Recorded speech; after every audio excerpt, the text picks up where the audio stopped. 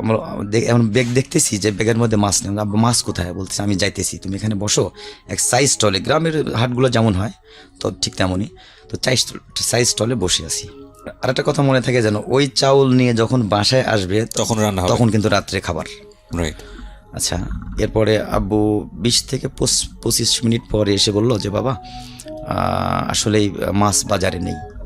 তো আমি দেখতেছি আমার সামনে দিয়ে মানুষ মাছ কিনে কিনে নিয়ে যাচ্ছে। তখন কিন্তু একটা প্রথা ছিল যে ইলিশ মাছ কিনে আপনার ওই যে ইয়ের মধ্যে করে বেঁধে দিত রশি দিয়ে, কলার এক ধরনের ইয়ে হতো, রশির মতন হতো, সবাই দেখছি নিয়ে যাচ্ছে। তো আমি বললাম যে আমি যাব, আমি দেখবো যে আসলে মাছ আছে কিনা। মানে আপনি জিদ ধরেছেন, আমি বাবা আমাকে ফাঁকি দিচ্ছে, আমাকে ফাঁকি দিচ্ছে। আসলে তো বাবার কাছে টাকা নেই।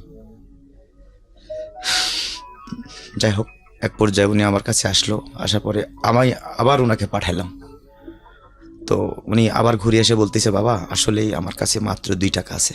আপনাকে সে বলেছে? আমাকে অলরেডি স্টিল সে বলেই ফেললো যে আমার পকেটে কিন্তু 2 টাকা আছে, তো তুমি এখান থেকে 25 পয়সা নাও, আর বাসায় গিয়ে কেরোসিনের তেল কিনতে, তখন কিন্তু ওই গ্রাম দেশে আপনার ওই যে কুপি বাতিগুলো জ্বলতো, কেরোসিনের তেল কিনে, আরে তেল কিনতে হবে, তো চলো তুমি 25 পয়সা নিয়ে বাদাম কিনে খাও। তখন কিন্তু কেজি ছিল না, তখন শের ছিল। হ্যাঁ, এটা আমার খুব ভালো মনে আছে। তো বলতেছে 1 পোয়া কেরোসিন তেল কিনতে হবে, আর তখন ওই আপনার সোয়াবিন তেলগুলো পাওয়া যেত না, তখন কিন্তু সরিষার তেল দেশ গ্রামে যেটা খাইতো ওইটা কিনে নিতে হইতো।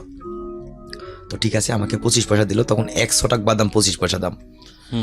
ওই বাদাম কিনে তখন আমি ইংলিশ প্যান্ট পরতাম, কালো প্যান্টগুলো, আর যে কোনো কালারের জামা পরতাম।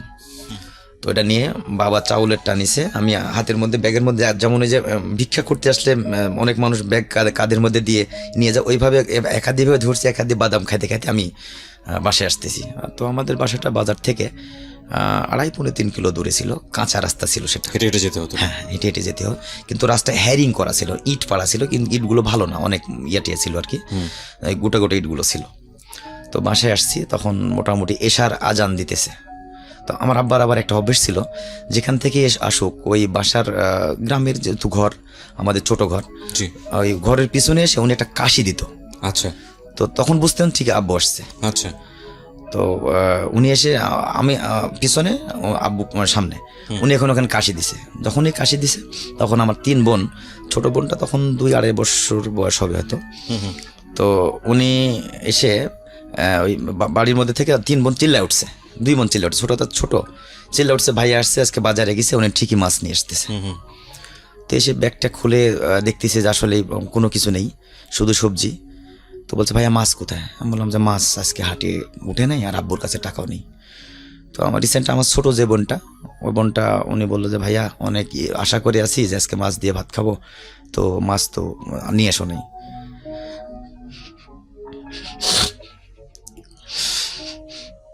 যাই হোক, পরে আমিও এক পর্যায়ে বাসায় এসে একটু পানি খেয়ে, তখন শীত চলে আসছে, আমিও রোদের সঙ্গে মা রান্না করতেছে, আমি ঘুমাই গেছি। রাত্রি 9:30 পৌনে 10টার দিকে মা খাওয়ার জন্য ডাকছে। তো 4 ভাই বোনকে খাওয়াবে, খাওয়ানোর পরে ঘুম লাগাবে। তো আমি ঘুমাই গেছি আগেই, তো আমি উঠবো না, বলছি না মাছ নেই, আমি ভাত খাবো না। তো মা আমারে মানে যেভাবে শাসন করে আর কি, এক পর্যায়ে মারলো আমাকে, একটা পিঠের উপরে থাপা দিছে। তারপরে আমি উঠে চোখ বন্ধ করে খানা খেলাম, মা খাওয়াই দিল, মানে ছোটো বোনটা তখন ঘুমাই, ওকে আর ডাকে নাই, আমার 3 ভাই বোনকে খাওয়াই দিল। খাওয়ানোর পরে 2-1 খেয়ে, হয়তো 2-1 নলা খেয়ে ঘুমায় পড়ছি। ওকে, ঠিক আছে। পরের সপ্তাহ হলো সোমবার, তো চান্সে আছি যে এবার তো কাজ হলে তো যাবই, হাটে যাব।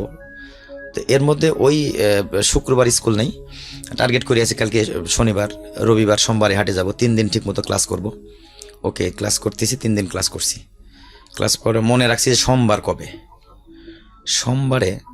তো আমি দুপুরবেলা টিফিন থেকে না বলে আমি চলে আসছি, টিফিন থেকে না বলে চলে আসছি। আসার পরে আব্বুর সাথে হাটে যাব, তো বাসায় আসছি। এর মধ্যে আসলে আর কিছু কথা, আমি ব্যাকে যাচ্ছি একটু। তো আমাদের ওই তখন 15 টাকা কামলা, প্রত্যেক দিন একটা কাজ করে ডে লেবার পেতো 15 টাকা। আমাদের কিন্তু ওই 5 জনকে দিয়ে মোটামুটি 4 জন খানা খাই, যেহেতু ছোটো বন্দিটা ছোটো, 4 জন ফুল খানা খাইতে পারি। 1 কেজি চাউলে সারাদিন হয় না। জি। তো আমাদের দেশ গ্রাম, ওই পেঁপে গাছ ছিল। মা কি করতো, সকালবেলা উঠে ওই গাছ থেকে পেঁপে নামাইতো, তার মধ্যে অল্প করে চাউল দিয়ে, ওটা দিয়ে আমাদের খিচুড়ি রান্না করে দিত। তো রান্না করতে একটু পরে রান্না একটু পরে করতে, যেহেতু 12টায় স্কুলে যেতে হয়, বোনেরা যায় হলো 10টায়, মানে এমন টাইমে রান্না করে বোনেরা খেয়ে যেন চলে যেতে পারে। আর আমি আবার 12টায় যাই, তারা হলো আমি ক্লাস 4-এ পড়ি, তো হচ্ছে ওই খানা খেয়ে চলে যাই। এর মধ্যে আবার কোনো দিন রাত্রি এসে দুপুরে সন্ধ্যার সময় তো আবার দুপুরে খাইতে পাই না, অত টিফিনে আসিও না। টিফিনে আর মনে করেন যেহেতু খাবার নেই, রাত্রি এসে যাই হোক যেটা দিয়ে যাই করে ওইটা দিয়ে খাইতাম। গ্রাম দেশ, কোনো সময় দেখা যাচ্ছে কচু পাতা তুলে রান্না করতো, বা ওই পেঁপে ভর্তা করতো, বা ওই অন্য কিছু একটা করতো। তো এমনকি মানে বৎসরে 1-2 দিন মাছ খাইতে পারতাম কিনা সন্দেহ ছিল। মাংসের তো প্রশ্ন, মাংসের তো প্রশ্ন, ওই যে ঈদের দিন, কুরবান ঈদের অপেক্ষা করতাম, ওই দিন হলে মাংস খাবো। কয়দিন আগে আমি ঈদের আগে আপনাদেরকে এরকম হ্যাঁ, একটা আমি শুনছি, আমি শুনছি, আমি শুনছিলেন শুনছি, আপনি, হ্যাঁ, ওখানে শুনছি। বলেছিলাম, কিন্তু আমি যে শুনছি। এই ফ্রিজগুলো বড় বড় না করে, ফ্রিজে অবশ্যই রাখবেন, ফ্রিজে কেন রাখবেন না। এবং আমাদের ধর্মীয় বিধান অনুসারে কিন্তু এরকম, আমি যেহেতু খুব বেশি রিলিজিয়াস্টিক নলেজ রাখি না, তো সেই জায়গা থেকে আমি যতটুকু জানি যে এটার কোনো বাধা ধরার নিয়ম নাই যেটা আপনি ফ্রিজে রাখতে পারবেন না। কিন্তু একটা মানবিকতার জায়গা থেকে একটু চিন্তা করে দেখবেন যে আমি জানি যে অনেকেই একবার জবাই দিয়ে পরের কুরবানির ঈদ পর্যন্ত এই মাংস টেনে নিয়ে যান। জি জি। কিন্তু আমি বলেছিলাম যে আপনাদেরকে এরকম একটা গল্প আমি শোনাবো খুব শীঘ্রই, যেখানে হয়তো এরকম শুনবেন যে বাংলাদেশে এরকম অনেক মানুষ এখনও আছে। যদিও আমরা উন্নয়নশীল বাংলাদেশ, আমরা স্বল্প উন্নত বাংলাদেশ হিসেবে মাথা উঁচু করে দাঁড়াচ্ছি, এটা আমাদের অনেক গর্বের। কিন্তু এটা ঠিক যে বাংলাদেশে এখনও এরকম অনেক পরিবার আছে যারা এই ঈদের অপেক্ষায় থাকেন এক টুকরো মাংস খাওয়ার জন্যে। হ্যাঁ, এবং এই রকম 10টা পরিবারকে খুঁজে বের করে যদি আপনি 10 কেজি মাংস তাদেরকে দিতে পারেন, এর চেয়ে বড় আনন্দের কিছুই হতে পারে না। তারা যখন খাবে ওই সময়ের যে তৃপ্তি, ওটা যদি আপনার নিজের চোখে দেখার সুযোগ হয়, এর চেয়ে বড় গিফট আর কিছু হতে পারে না। আজকে যে গল্পটা আমি শুনছি, এইখানকার সাথে আমার শৈশবের অনেকখানি মিল আমি খুঁজে পাবো এই কারণে যে ওনার দারিদ্র অবস্থার সাথে হয়তো আমার ওইভাবে মিল ছিল না, কিন্তু উনি যে গ্রামের কথা বলছেন, বা যে কুপিবাতির কথা বলছেন, বা যে মেঠো পথের কথা বলছেন, যে বাজারের কথা বলছেন, এগুলোর সঙ্গে আমি খুব পরিচিত। কারণ আমি একেবারে অজপাড়াগা বলতে যেটা বোঝায়, সেখানে বড় হয়েছি ক্লাস 8 পর্যন্ত। তারপরে আমি শহরতলির স্কুলে এসে পড়াশোনা করি, ক্যান্টনমেন্ট বোর্ড, এবং then can public, then Dhaka university. আমি খুব লাকি যে আমি শরৎচন্দ্রের শ্রীকান্ত যখন পড়েছি, আপনারা হয়তো অনেকেই পড়েছেন শরৎচন্দ্র চট্টোপাধ্যায়ের আত্মচরিতমূলক যে 4 খণ্ড শ্রীকান্ত, এবং শ্রীকান্ত যখন আমি পড়েছি তখন আমি চোখের সামনে দেখতে পেয়েছি যে এগুলো তো আমার সামনেই হয়েছে, বিকজ আমার জীবনের একটা অনেক বড় একটা অংশ জুড়ে রবীন্দ্রনাথের ছুটি গল্প আমাকে অনুভব করেছি, বিকজ আমি জানি গ্রামের টেস্টটা কি। এই লোকটা যখন বলছে, বা কেউ যখন গ্রামের গল্পটা বলে, তখন আমি চোখের সামনে এটা দেখতে পাই, আর উনি যেটা বলছেন সেটা আমি বিশ্বাস করি। কারণ আমি ওই হিসেবে দেখেছি অসংখ্য পরিবার এরকম যারা কোনো একবেলা মাছ খেতে পারতো বলে মনে হয় না। আমার মনে আছে, আমি অনেকখানি নস্টালজিক হয়ে যাচ্ছি, আমি দেখতাম মাঝে মাঝে আমার মা, একটা খুব ইন্টারেস্টিং ঘটনা মনে পড়ে গেল আজকে। সে হঠাৎ সপ্তাহে 1 দিন বা 2 দিন একদম থালা উঁচু করে ভাত, তার উপরে হলো আপনার বেশি করে তরকারি, কিছু মাছ যেগুলো রান্না হতো স্পেশালি সপ্তাহের 1 দিন, হাটবারের দিনে স্পেশাল রান্না হতো, সে কোনো এক বাসায় দিয়ে আসে। তো আমার খুব কিউরিওসিটি হলো, মা এটা তুমি কাকে দাও? তো মাসে 1-2 বার এই কাজটা করতো। তো আমি তারপরে গিয়ে দেখলাম যে যেই ছেলেটার সাথে আমি রেগুলার খেলি, তারই বাবা, সে অসুস্থ, সারাদিন বিছানায় পড়ে থাকে, তার বাড়িতে সে পৌঁছায় দেয়। এবং ওই ভদ্রমহিলা, ওনার ওয়াইফ আমাদের বাড়িতে কাজ করতো। তো এই যে আপনি যে গল্পগুলো বলছেন না, ওই সময় আসলে অনুভব করতে পারিনি। আপনি যখন বললেন না যে বাবাকে আমাকে ফাঁকি দিচ্ছে কিনা, আমার কাছে মনে হচ্ছে যে ওই শৈশবে যদি আমিও থাকতাম, আমিও ঠিক একইভাবেই উপলব্ধি করতাম যে আসলে কি ফাঁকি দিচ্ছে কিনা। আমরা আসলে বুঝি না যে আমাদের বাবারা কতটা কষ্ট করেন আমাদের জন্যে। বড় হলে বুঝি, আর তখন হয়তো বা বাবারা থাকেন না নিজের জীবনে, তখন আসলে আর কিছু করার থাকে না। প্রত্যেকেই বাবা হন, এবং বাবা হওয়াটা জরুরি আসলে বাবার কষ্ট বোঝার জন্য। জি, যেখানে আপনি ছিলেন বলুন। ওকে, তারপরে আমি 4-এর হাটে আমি চলে আসছি, টিফিনে চলে আসছি। জি, আমি আজকে বাবার সঙ্গে হাটে গিয়ে অবশ্যই আজকে মাছ কিনতে হবে। তো ওই দিনকে 4-এর হাটে 1 দিন কাজ হয় নাই, সেটা শনিবারে কাজ হয় নাই, শুক্রবারে হয়েছে, শনিবারে, রবিবার, সোমবারে বাবা কিন্তু কাজে গিয়েছে। তো আমি 1:30টার সময় টিফিনে এসে আম্মাকে বলতেছি, আম্মা আমি আজকে আর স্কুলে যাব না। হ্যাঁ। তো আম্মা বলছে কেন? তো বললাম যে না, আমি আজকে যাব না, আমি আব্বুর সঙ্গে হাটে যাব। বলছে না তুমি স্কুলে চলে যাবো, এই হাটে কাজ হয় নাই, তো 3 দিন কাজ হয়েছে, চাউল কিনতে হবে, চাউল না কিনলে খাবা কি? তো বললাম যে না মা, আমি আজকে প্রয়োজনে এমনি হাটে যাব, সমস্যা নেই, আমি যাবই, তারপর আমি যাব। ওকে ঠিক আছে, মা যাইতে দিবে না। তো আব্বু কাজের থেকে 3টার সময় আসতো, দেখলাম যে উনি কাজের থেকে এসে দেশগ্রামে পুষ্কুন্নিতে গোসল করে। জি। উনি যখন পুষ্কুন্নিতে গোসল করতে নামছে, তখন আমি কি করছি, আমাদের ছোট্ট সাবরা ঘর ছিল, ঘরে ওই জানালার ধারে আমার শার্টটা আগে লুকায় রাখছি। আচ্ছা। আর আমি বাড়ির ভিতর দিয়ে বাহির দিয়ে এসে শার্টটা নিয়ে, ওই শুটি বুটির গাছ ছিল রাস্তার ধারে, যেটা দিয়ে হাটে যাওয়া হতো আর কি, তখন জঙ্গল, চিকনা রাস্তাটা জঙ্গল জঙ্গল ভাবছিল, জঙ্গলই ছিল। আমি ওই জঙ্গলের মধ্যে বসে আছি চুপ করে, শার্টটা আমি মোড়ায় ধরে নিয়ে বসে আছি জি। যে আমি আব্বুর সঙ্গে হাটে যাবো এবং মাছ কিনাবো যেমনি হোক, আমার মানে খুব ইচ্ছে যে মাছ দিয়ে ভাত খাবো। পরে আমি অনেক লোক যাইতেছে, তো দেশগ্রাম লাইন ধরে বিশেষ করে যায়, তো দেখতেছি যে আব্বু আসতেছে 3 জনের পরে, অর্থাৎ পরে একজন আছে 4 জন, আব্বু হলো 3 নম্বরে, লাইন ধরে যাইতেছে। আমি ওনাকে দেখে যখন পাহাড়ে চলে গেছে, মোটামুটি অনেকটুকু দূরে চলে গেছে, 20-25 কদম দূরে চলে গেছে, তখন আমি ওখান থেকে বের হয়ে, টেনে হিসেবে বের হয়ে গায়ে জামাটা পরছি, পরে মনে থাকে যেন আমি খালি পায়ে চলে গেছি। তারপরে আমি পিছন দিয়ে হাঁটা দিছি। তো বাবারা যাইতেছে আর জিজ্ঞেস করতেছে যে বাজারে গেলে চাউল পাওয়া যাবে কিনা। ওই টাইমে টাকা যদিও থাকতো, চাউল টাউল কম পাওয়া যেত। তো বলতেছি হ্যাঁ পাওয়া যাবে। এর মধ্যে বাবা বামের দিকে ঘুরে চায় দেখে আমি যাইতেছি। ওকে। তখন আমাকে এটা কিরে তুই, তা বললাম বাবু আমি তো আগেই চলে আসছি, এসে আমি ওই যে জঙ্গলের মধ্যে লুকাইছিলাম। কয় তোর আম্মা কি জানে? তা বললাম যে না, আম্মা তো খেয়াল করেনি। কয় ঠিক আছে আস। কয় আবার খোঁজাখুঁজি করবে নাকি? তো আরেকজন আবার উনি বাজার করে নিয়ে যাচ্ছিল, উনি আবার ওনাকে বলে দিল যে মামুন আমার সঙ্গে আসছে। তো উনি এসে বাসায় বলে দিয়েছে, আর টেনশন করে নেই। যাই হোক, আমি তখন বাবার সঙ্গে বাজারে গেলাম, তো ওই যথারীতি ওই জায়গাতে আমাকে বসায় রাখলো। আচ্ছা। ওই সেই আগের সাইজ স্টলে। তো কাজে যে টাকা দিবে, টাকাগুলো সে উঠাই নিয়ে এসে বলতেছে যে বাবা তুমি ব্যাগ দাও এখন আমাকে। তো 2টা ব্যাগ, একটার মধ্যে কাঁচা বাজার করতো, একটার মধ্যে চাউল নিত। তো ওই চাউলের যে ব্যাগটা, ওইটা উনি আগে আমার কাছ থেকে নিয়ে গেল, বলছে আগে চাউল কিনে নিয়ে আসি। ওকে ঠিক আছে। উনি চাউল কিনতে গেল।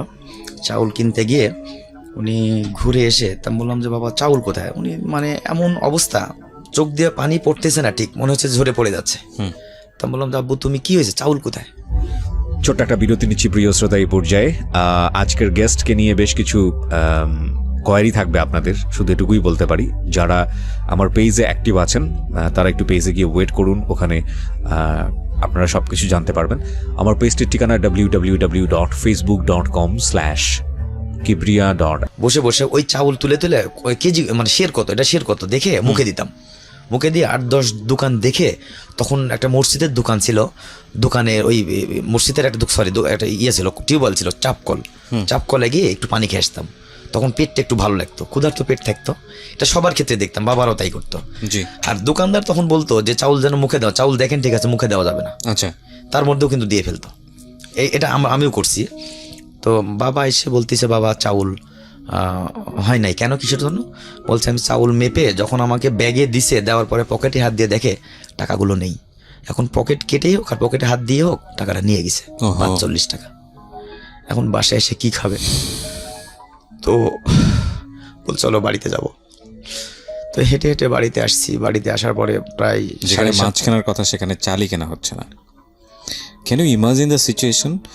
এবং আজকে আমি রিকোয়েস্ট করব সবাইকে একটা ছবি দেখার জন্য। সেকেন্ড ওয়ার্ল্ড ওয়ারের পরে ইটালির ঘটনা নিয়ে ছবিটা নির্মাণ করা হয়েছিল। যদি আমাকে খুব রেগুলার কেউ শুনে থাকেন তাহলে এই ছবিটার কথা অনেকবার আমি বলেছি অনুষ্ঠানে। এই ছবিটা আপনারা দেখবেন। ওর বাবা আর এই আমার যিনি আজকে গেস্ট, তার যে গল্পটা শোনার পরে আমার মনে হচ্ছে ছবিটা আপনাদের সবাইকে বলা উচিত দেখার জন্য। ছবিটা সাদা কালো একটা ছবি, কিন্তু অসম্ভব সুন্দর একটা মেসেজ আছে ছবিটাতে। আপনারা এটা ইউটিউবেও পাবেন, বাইসাইকেল টিপস। অবশ্যই আপনারা ছবিটা দেখবেন, আমি আজকে বলে দিলাম। ধৈর্য নিয়ে দেখতে হবে। ছবির ঘটনাটা অসাধারণ একটা ঘটনা, যেখানে বাবা কিভাবে একটা সন্তানকে মানে সুখী করার জন্য কি করতে পারে। আর একটা ছবি আছে, সেটাও আপনারা দেখতে পারেন। সেটা অনেক পরে এসে বাবা এবং সন্তানের কাহিনী নির্মাণ করা হয়েছিল। ছবিটা হচ্ছে পারস্যুট অফ হ্যাপিনেস। এটাও দেখতে পারেন। আর একটা ছবি আছে, এই ছবিটাও আপনারা দেখতে পারেন। সেটা হচ্ছে লাইফ ইজ বিউটিফুল। 3টা ছবির কথা বললাম। এই 3টা ছবি দেখা উচিত। বাবা আসলে প্রত্যেকটা ছেলেমেয়ের জীবনে কি বা বাবারা কি করতে পারেন, এই 3টা ছবি দেখা উচিত। লাইফ ইজ বিউটিফুল, সেটাও সেকেন্ড ওয়ার্ল্ড ওয়ারের পরবর্তী, বিশেষ করে গ্যাস চেম্বারে ঢোকানো হচ্ছে ওই সময়কার ঘটনা নিয়ে। পরবর্তী সেকেন্ড ওয়ার্ল্ড ওয়ারের পরের ঘটনা নিয়ে হচ্ছে হলো আপনার বাইসাইকেল থিপস, আর পার্সুট অফ হ্যাপিনেস একেবারে সমসাময়িক ঘটনা নিয়ে। এটা সম্ভবত হলিউডের একটা মুভি, আপনারা অবশ্যই দেখবেন এই 3টা ছবি। আমি রিকোয়েস্ট করলাম আজকে বাবাকে বোঝার জন্য যে বাবা কি। ওকে, জি বলুন। 45 টাকার ঘটনা। হ্যাঁ, এরপরে উনি ওই চাউল যখন মেপে ব্যাগের মধ্যে নিছে, নেওয়ার পরে টাকা দিবে, পকেটে হাত দিয়ে দেখে টাকা নেই। তখন তো ওই ক্ষেত্রে কী করতে হবে, উনি চিনেও না বা মাকেও দিবে না, ওরকম সময়ও না।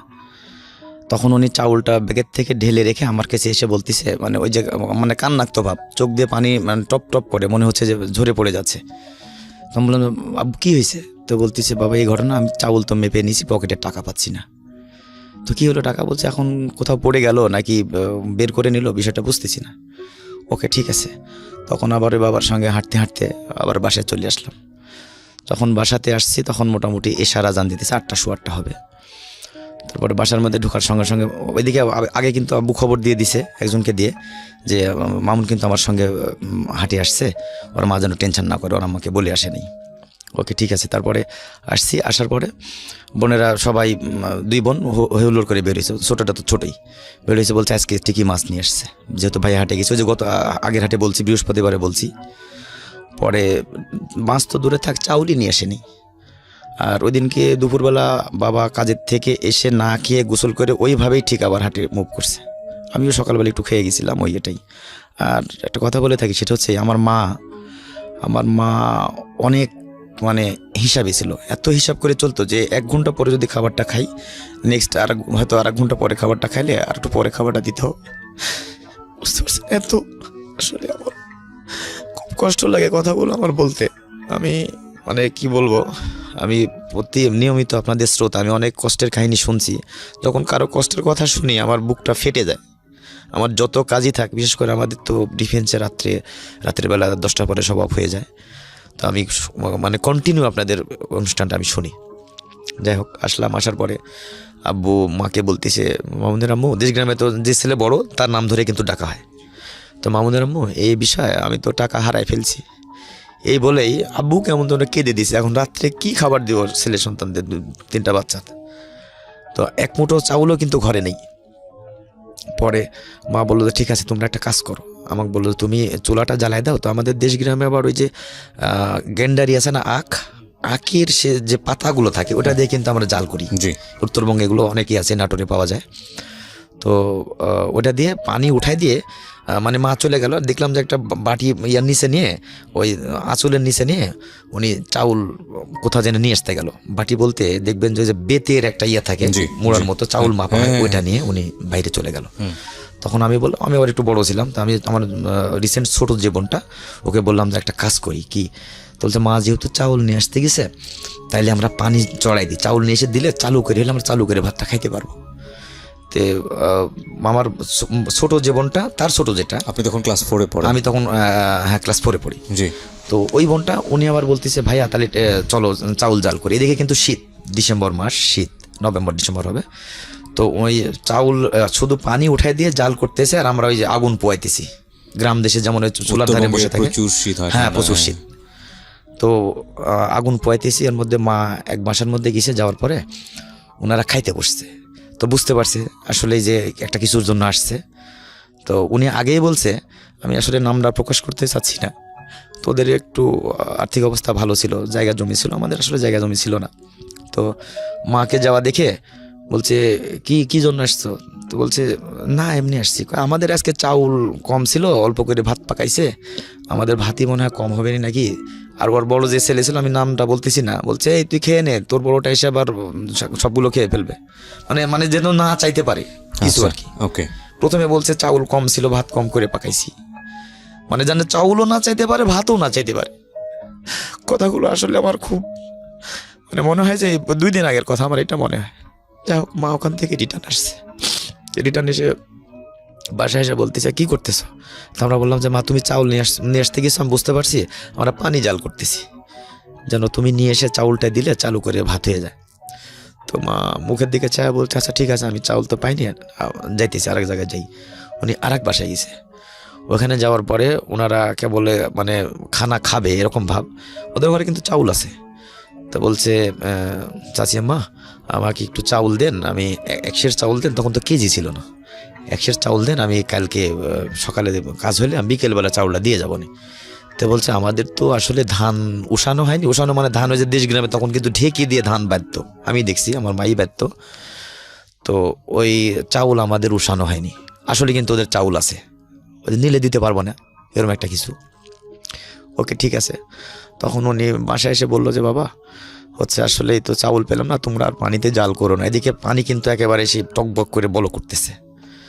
তখন এত খিদা লাগছে, আমি লাস্টে আমার ছোটো বোনটা মানে যেটা একেবারে ছোট 3 নম্বর বোন যেটা আর কি, উনি বলতে যে উনি ঘুম থেকে উঠছে, উঠে বলছে মা ভাত দাও, শুধু এতটুকু বলতে পারে মা ভাত দাও, 2.5-3 বছরের মতো বয়স। তো মা বলছে এখন আমি ভাত কোথায় পাবো, আর আমাদের বংশে শুধু আমার 2 চাচা, একটা চাচা আর আমার বাবা, আর কেউ নেই, দাদা দাদি ফুবু মানে যে যেখানে সব আগে মারা গেছে। তো আমার বাবা অবশ্য অনেক দারিদ্রতার মধ্যে মানুষ হয়েছে, এখন এই ছোটো বোনটার জন্য কি করবে। তো বললো যে এখন আমি কি করতে পারি, মাও তখন কান্না করতেছে। এখন আমি তখন কিছু চুপ করে বসে আছি। আমার ছোট 2 বোন যেটা মানে রিসেন্ট একেবারে ছোট যেটা, তার বড় 2টা, ওরা বলছে ভাত দাও। এখন মা বললো যে দাঁড়া, তখন একটা ওই ইয়ার আপনার হচ্ছে ওই যে বেতের যে কাঠি ছিল একটা চাউল মাপা, দেশ গ্রামে এখন ওটা আছে আমার বাসায়, ওইটা রেখে একটা ছোট্ট ইয়া নিল, খোরা বলে আর কি, যাই হোক দেশ গ্রামে বাটি নিয়ে বলছে ঠিক আছে যাই এখন নিয়ে আসি। আর এক বাড়িতে গেছে, যাওয়ার পরে বলছে বাবা আমার ছোট মেয়েটা একবারে ভাতের জন্য পাগল হয়ে গেছে, অন্তত 1 মুঠ ভাত তাকে দাও।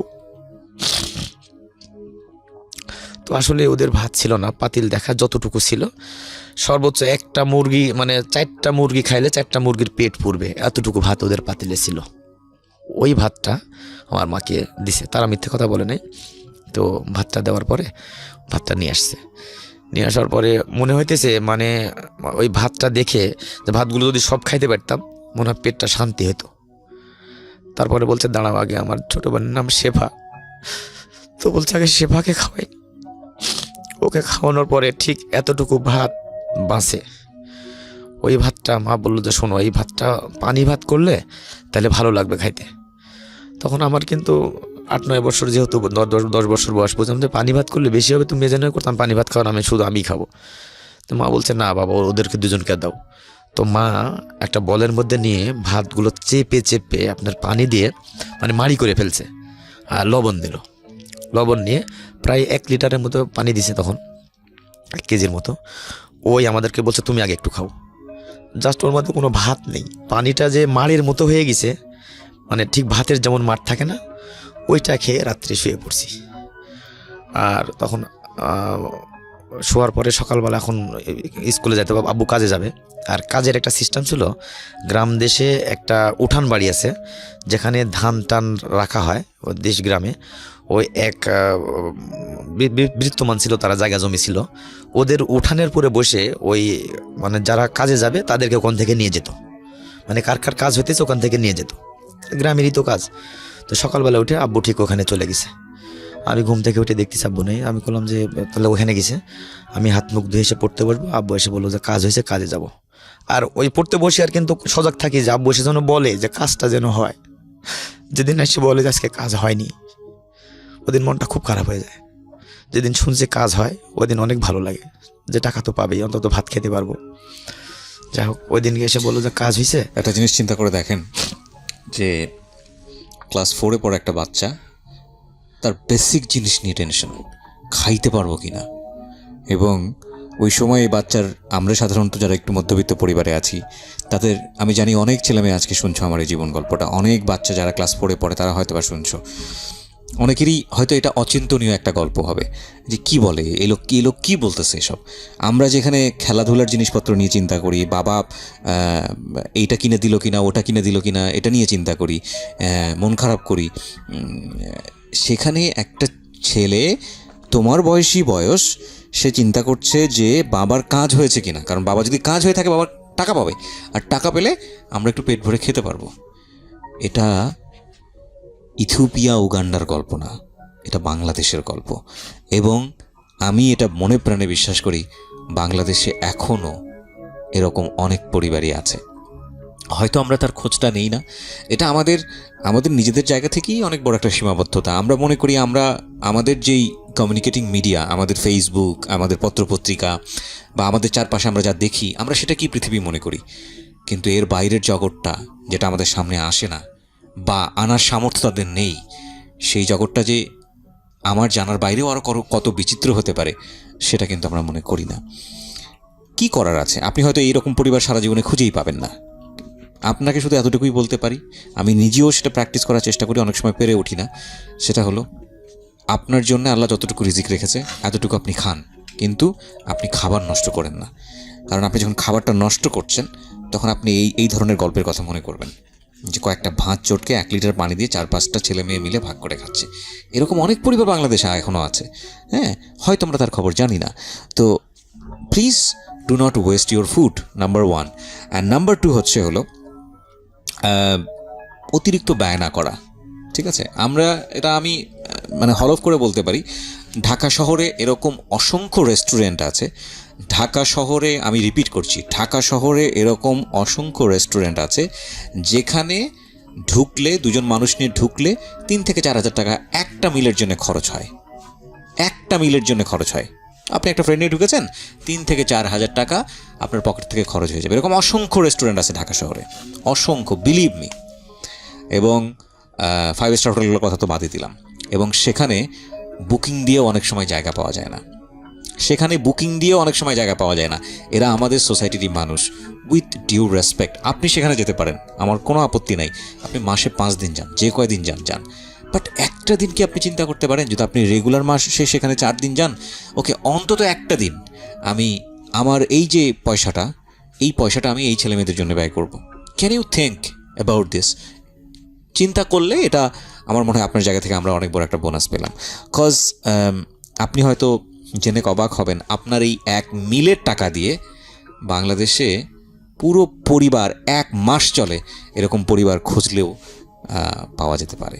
সুতরাং উনি যে গল্পটা আজকে এখানে বলছেন, সেই গল্পের সাথে অনেকেই হয়তো তার নিজের জীবনের শৈশবটা খুঁজে পাবেন। কারণ এরকম অনেক মানুষ তাদের ভাগ্য বদলেছেন, যেভাবে বাংলাদেশের ভাগ্যটা বদলে যাচ্ছে। আমার খুব ভালো লাগে যে আমরা ছোটোবেলায় পড়েছি যে তলাবিহীন ঝুড়ির দেশ, রচনা লিখতাম Bangladesh is a poor country, প্রথমেই লিখতাম এই লাইনটা। অন্তত আজকের ছেলেমেয়েদের এই লাইনটা লিখতে হয় না। এটা খুবই মানে এটা হচ্ছে হলো মানে এটা আমি মনে করি এটা আমাদের বাংলাদেশের স্বাধীনতার পরে সবচেয়ে বড় গিফটটা হচ্ছে এটা, যে বাংলাদেশের ছেলেমেয়েরা আজকাল এটা লিখবে না যে Bangladesh is a poor country. Of course we are developing nation, আমরা পোর কান্ট্রি তো নিজেদেরকে বলতে পারি না। তো এটা কিন্তু অনেক বড় একটা পাওয়া। কিন্তু এটা ঠিক যে এই উন্নতি মানে সবার উন্নতি না, সমাজের সব শ্রেণীর মানুষের উন্নতি না। কারো ঘরে কোটি কোটি বিলিয়ন টাকা, কারো ঘরে ফুটো পয়সাও নেই। হ্যাঁ, এটা আমাদের পুঁজিবাদী অর্থনীতিরই একটা চিত্র। তো এই যে ভদ্রলোকটা গল্পটা বলছেন, এরকম মামুনের পরিবার বাংলাদেশে অনেক আছে, তাদের খোঁজ নেওয়াটা জরুরি। ওকে জি, আপনি যে গল্প ছিলেন, আমি সরি মাঝে ইন্টারাপ্ট করব। না, ঠিক আছে, আপনি বলুন তারপরে যে জায়গাটায় ছিলেন। হ্যাঁ বলুন। এরপরে আমি তো ওই অপেক্ষা করতেছি আব্বু আসবে। আমি কিন্তু অলরেডি পড়তে বসছি। তখন তো ওই যে টেবিল চেয়ার ছিল না, আর শুধু ওই যে মাদুরগুলো বিছে, খেজুর পাতার যে মাদুরগুলি দেশ গ্রামে হয়, ওইটাতে বসে ওই পড়তেছি বারান্দায় বসে। আর আমাদের ঘরটা ছিল সনের ঘর। সেটা আপনার ওই যে আখের পাতা দিয়ে গ্যান্ডারি বলে, কোথাও আবার আমাদের উত্তরবঙ্গে আখ বলে, কোথাও আবার আমাদের ওখানে কুশারি বেশি বলে। ওর পাতা দিয়ে ছাউনি করা যে ঘরটা ছিল। জি, যাই হোক, আব্বু আসলো, আসি জিগা আমি বললাম যে তুমি আজকে কাজ হয়েছে? কয় হ্যাঁ বাবা কাজ হয়েছে। কি করা? কয় যে গ্যান্ডারি কাটা। আর একটা কাজ করতাম, সেটা হচ্ছে প্রচণ্ড ক্ষুধা লাগলে আমাদের উত্তরবঙ্গে কিন্তু আবার গ্যান্ডারিগুলো অনেক পাওয়া যেত। তো মিষ্টি জিনিস কি আর কতক্ষণ থাকা যায়, ওই মাঝে মধ্যে মাঠে গিয়ে মানুষের জমিন থেকে গ্যান্ডারি কেটে খাইতাম। এটা কিন্তু আমাদের দেশে অ্যাভেলেবল পাওয়া যায়, এখনও পাওয়া যায়। যাই হোক, আব্বু ওই গ্যান্ডারি কাটা কাজে যাবে। তো যার কাজ হয়েছে ওনার কাছে বাসায় আসলে এসে দেখলাম মানে খুব দ্রুত বের হয়ে চলে গেল। তো বের হয়ে চলে গেল, ব্যাগটা মানে ওই বাজারের চাউলের ব্যাগটা উনি হাতে নিয়ে চলে গেছে। তো খেতে তো হবে সারাদিন, তারপর উনি কাজে যাচ্ছে, ওনাকে আবার খেতে দেবে না, খাবার বাসা থেকে নিতে হবে। উনি গিয়ে যার কাজ হয়েছে ওনাকে বলছে যে ভাই তোমার তো আমি কাজ করতে যাচ্ছি, তো আমাকে টাকাটা একটু আগে দিলে কালকে আমি আসলে বাজারে টাকা পয়সা হারাই ফেলছি, চাউল টাউল নিয়ে আসতে পারি নাই, রাত্রেও না খেয়ে আসি। তখন এই টাকাটা নিয়ে আমি চাউল কিনে বাসায় দিয়ে গেলে তাহলে আমার পোলাপানগুলো খেয়ে হয়তো স্কুলে যেতে পারবে, আমার কাছে খাবারটা নিতে পারবে। উনি বলছে যে আসলে ভাই এখন তো আমার কাছে 1টি টাকা নয়, বিকেলে ছাড়া আমার টাকা হবে না, এই কথা উনি বলছে। জি। উনিও কিছু না বলে আসতেছে, আসার সময় খুবই গম্ভীরভাবে আসতেছে। তো উনি আরেকজন মানুষ আবার আমাদের ওখানে ছিল, উনি এখনো বেঁচে আছে। উনি বলছে কি কাজ হয়েছে আজকে? তো বলছে হ্যাঁ কাজ তো হয়েছে ভাই, তো আমি কাজে যাচ্ছি, বাসাতে তো একটু চাউল ডাউল কোনো কিছুই নেই কালকে। কেন কালকে না হাট গেল, কি করলা, কাজ করছো? কালকে এই ঘটনা ঘটে গেছে, আমি টাকা পয়সা হাটে হারাই ফেলে আসছি, রাত্রে না খাওয়ার মতো না খেয়েছিলাম। তো বলতেছে কি করা যায়? তো ঠিক আছে তুমি যাও, আমি দেখতেছি, তুমি কাজে যাও।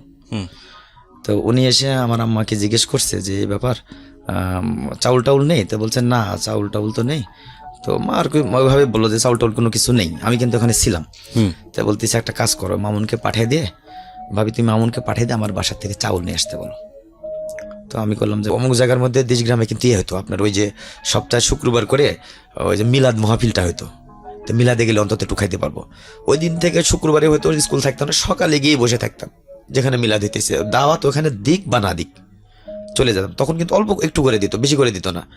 এখন যেমন একটা কোথাও অনুষ্ঠান হলে যার যত খুশি খাইতেছে, ডাউল ভাত যত খুশি খাইতেছে, তখন কিন্তু এটা দিত না, অল্প একটু। এই গল্পটা বড় হবে প্রিয় শ্রোতা, অনেক বড় হবে। আমি শুধু আপনাদেরকে একটা কথা বলি, উনি যে গল্পগুলো বলছেন, প্রতিদিনই যুদ্ধ করতে হচ্ছে ক্ষুধার সাথে।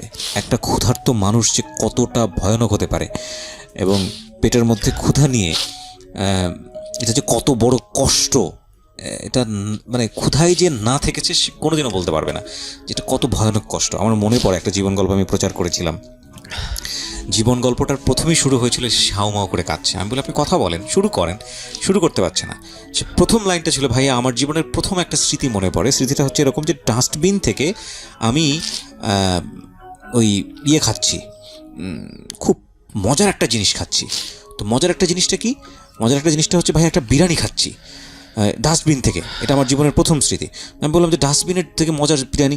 তো ভাইয়া আমি ঘটনাটা হচ্ছে আমি ডাস্টবিনের কাছে গেলাম এবং যাওয়ার পরে দেখলাম যে খুব পচা গন্ধ আসতেছে। তো কী হয়েছে, কিছু খুব ক্ষুধার্ত ছিল বাচ্চাটা, খুব ক্ষুধার্ত ছিল, এবং তারপরে সে ডাস্টবিন থেকে খুঁজে খুঁজে দেখলো যে খাবার জিনিস হচ্ছে বিরিয়ানি। সেখানে চোখে তো দেখা যায় না কতটা নষ্ট হয়েছে। সেগুলো নিয়ে খাওয়া শুরু করলো। পেটটা ভরে যাওয়ার পরে সে বুঝতে পেরেছে যে খাবারগুলো হচ্ছে পচা, যে কারণে ডাস্টবিনে ফেলে দেওয়া হয়েছে। অ্যাজ ইউজুয়ালি তাই তো হয়, ডাস্টবিনে তো আমরা সেই খাবারই ফেলি। তো এটা সে এত ক্ষুধার্ত ছিল, সে বুঝতে পারেনি যে এই খাবারটা পচা না ভালো।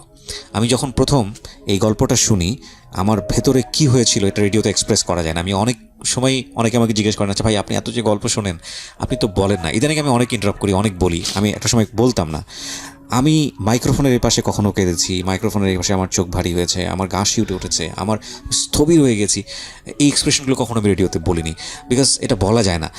তবে এটা ঠিক, এই গল্পটা শোনার পরে আমার কাছে অবিশ্বাস্য মনে হচ্ছিল যে মানুষ কীরকম হয়। And the most interesting thing is that আসলে এই ঘটনাগুলো আগেও ঘটতো, কিন্তু ভাবে আমি কখনো চোখ দিয়ে দেখিনি। এরপর আমি ডাস্টবিন দেখলেই আমি তাকাতাম যে আসলে কি ডাস্টবিনের ভিতরে আশেপাশে বসে কেউ খাচ্ছে। এবং বিলিভ করবেন না, তারপরে আমি ঢাকা শহরে অসংখ্যবার দেখেছি যে মানুষ ডাস্টবিন থেকে খাবার বেছে বেছে কুড়িয়ে নিয়ে খাচ্ছে, এবং সেটা ছোট বাচ্চা থেকে শুরু করে বৃদ্ধ মানুষ পর্যন্ত আমি দেখেছি। এখনও আপনি খুব ভালো করে লক্ষ্য করলে দেখবেন যে এরকম মানুষ আমাদের পাশে আছে। সেই মানুষটাকে আমরা তোয়াক্কা করি না কারণ তার গায়ে ময়লা থাকে, সেই মানুষটাকে আমরা পাত্তা দিই না, সেই মানুষটাকে আমরা মানুষ মনে করি না কারণ ডাস্টবিনেরই কীট মনে করি, কারণ দেখতে সেরকমই। কিন্তু সে মানুষ, তারও হয়তো আমার মতো বিবেক আছে। কোনোদিন তার কাছে যাওয়া হয় না, জিজ্ঞেস করা হয় না। তার হয়তো খুব সুন্দর একটা অতীত ছিল, কিংবা তার হয়তো খুব সুন্দর একটা জীবন গল্প ছিল। সে হয়তো পরিস্থিতির শিকার, এবং সে ডাস্টবিন থেকে খাবারটা কুড়িয়ে কুড়িয়ে খাচ্ছে। এই চিত্রগুলো আমরা দেখে অভ্যস্ত। আপনি যখন জীবন গল্পটা শুনছেন, আমার এই কথাগুলো শুনে আপনার বুকের মধ্যে খোঁচা লাগছে, কিন্তু কালকে যখন আপনি কর্মব্যস্ত জীবনে বের হবেন রাস্তায়, আপনি দেখবেন এই চিত্রটা আপনার ভেতরে টাচ করবে না। এই ব্যারিয়ারটা ভাঙাটা জরুরি। আপনি জাস্ট একটু ভাঙেন নিজেকে। আপনার ওই যে প্রতিদিন দেখছেন, যাচ্ছেন, কাজ করছেন, স্কুলে যাচ্ছেন, অফিসে যাচ্ছেন, বাসায় ফিরছেন, this are very paternalistic life, random life. এর বাইরে এসে লাজ লজ্জা ভুলে গিয়ে একটু দাঁড়ানোর পাশে, একটু হাতটা ধরেন, একটুকে খাবারটা দেন, একটু ওকে ওর পিছনে একটু সময় ব্যয় করার চেষ্টা করেন। অ্যান্ড বিলিভ মি, এতে ওর উপকার না, আপনার নিজেরই উপকার হবে। Just start from tomorrow. Okay জি, আপনি যেটা বলছিলেন যে পেঁপে বেছে বেছে ফেলে দিতেন, শুধু চালটুকু খেতেন। পেঁপে বেছে বেছে ফেলে দিয়ে শুধু দুই একটা ভাত যেটা থাকতো, আসলে আধা পোয়া চাল, আর মানুষ হলো আমরা মোটামুটি 4 জনই বলা চলে, যেহেতু ছোটো বোনটা মানে 3 নম্বর বোন যেটা, সেটা একটু কম খাইতো। তো মানে ওই দুজন মিলে একজনের খাবার খাইতো, আর আমি তো তখন বড়ই ছিলাম। তো যাই হোক ওই দিনকে বাবার কাছে খাবার নিয়ে গেছি খাবার, আর 2 বোন স্কুলে চলে যায়, ওরা 10টায় চলে যায় আর 12টায় চলে আসে, আমি 12টায় যাই আবার 4টায় আসি। তো এবার চলতেছে, চলার মধ্যে আমি 5 পাস করলাম, জি, ক্লাস 6-এ ভর্তি হলাম হাই স্কুলে। আচ্ছা, যখন হাই স্কুলে ভর্তি হলাম তখন ওখানে আসলে টাকার পরিমাণটা বেড়ে গেছে। তো আব্বা এক পর্যায়ে বললো যে তোমার লেখাপড়া করতে হবে না।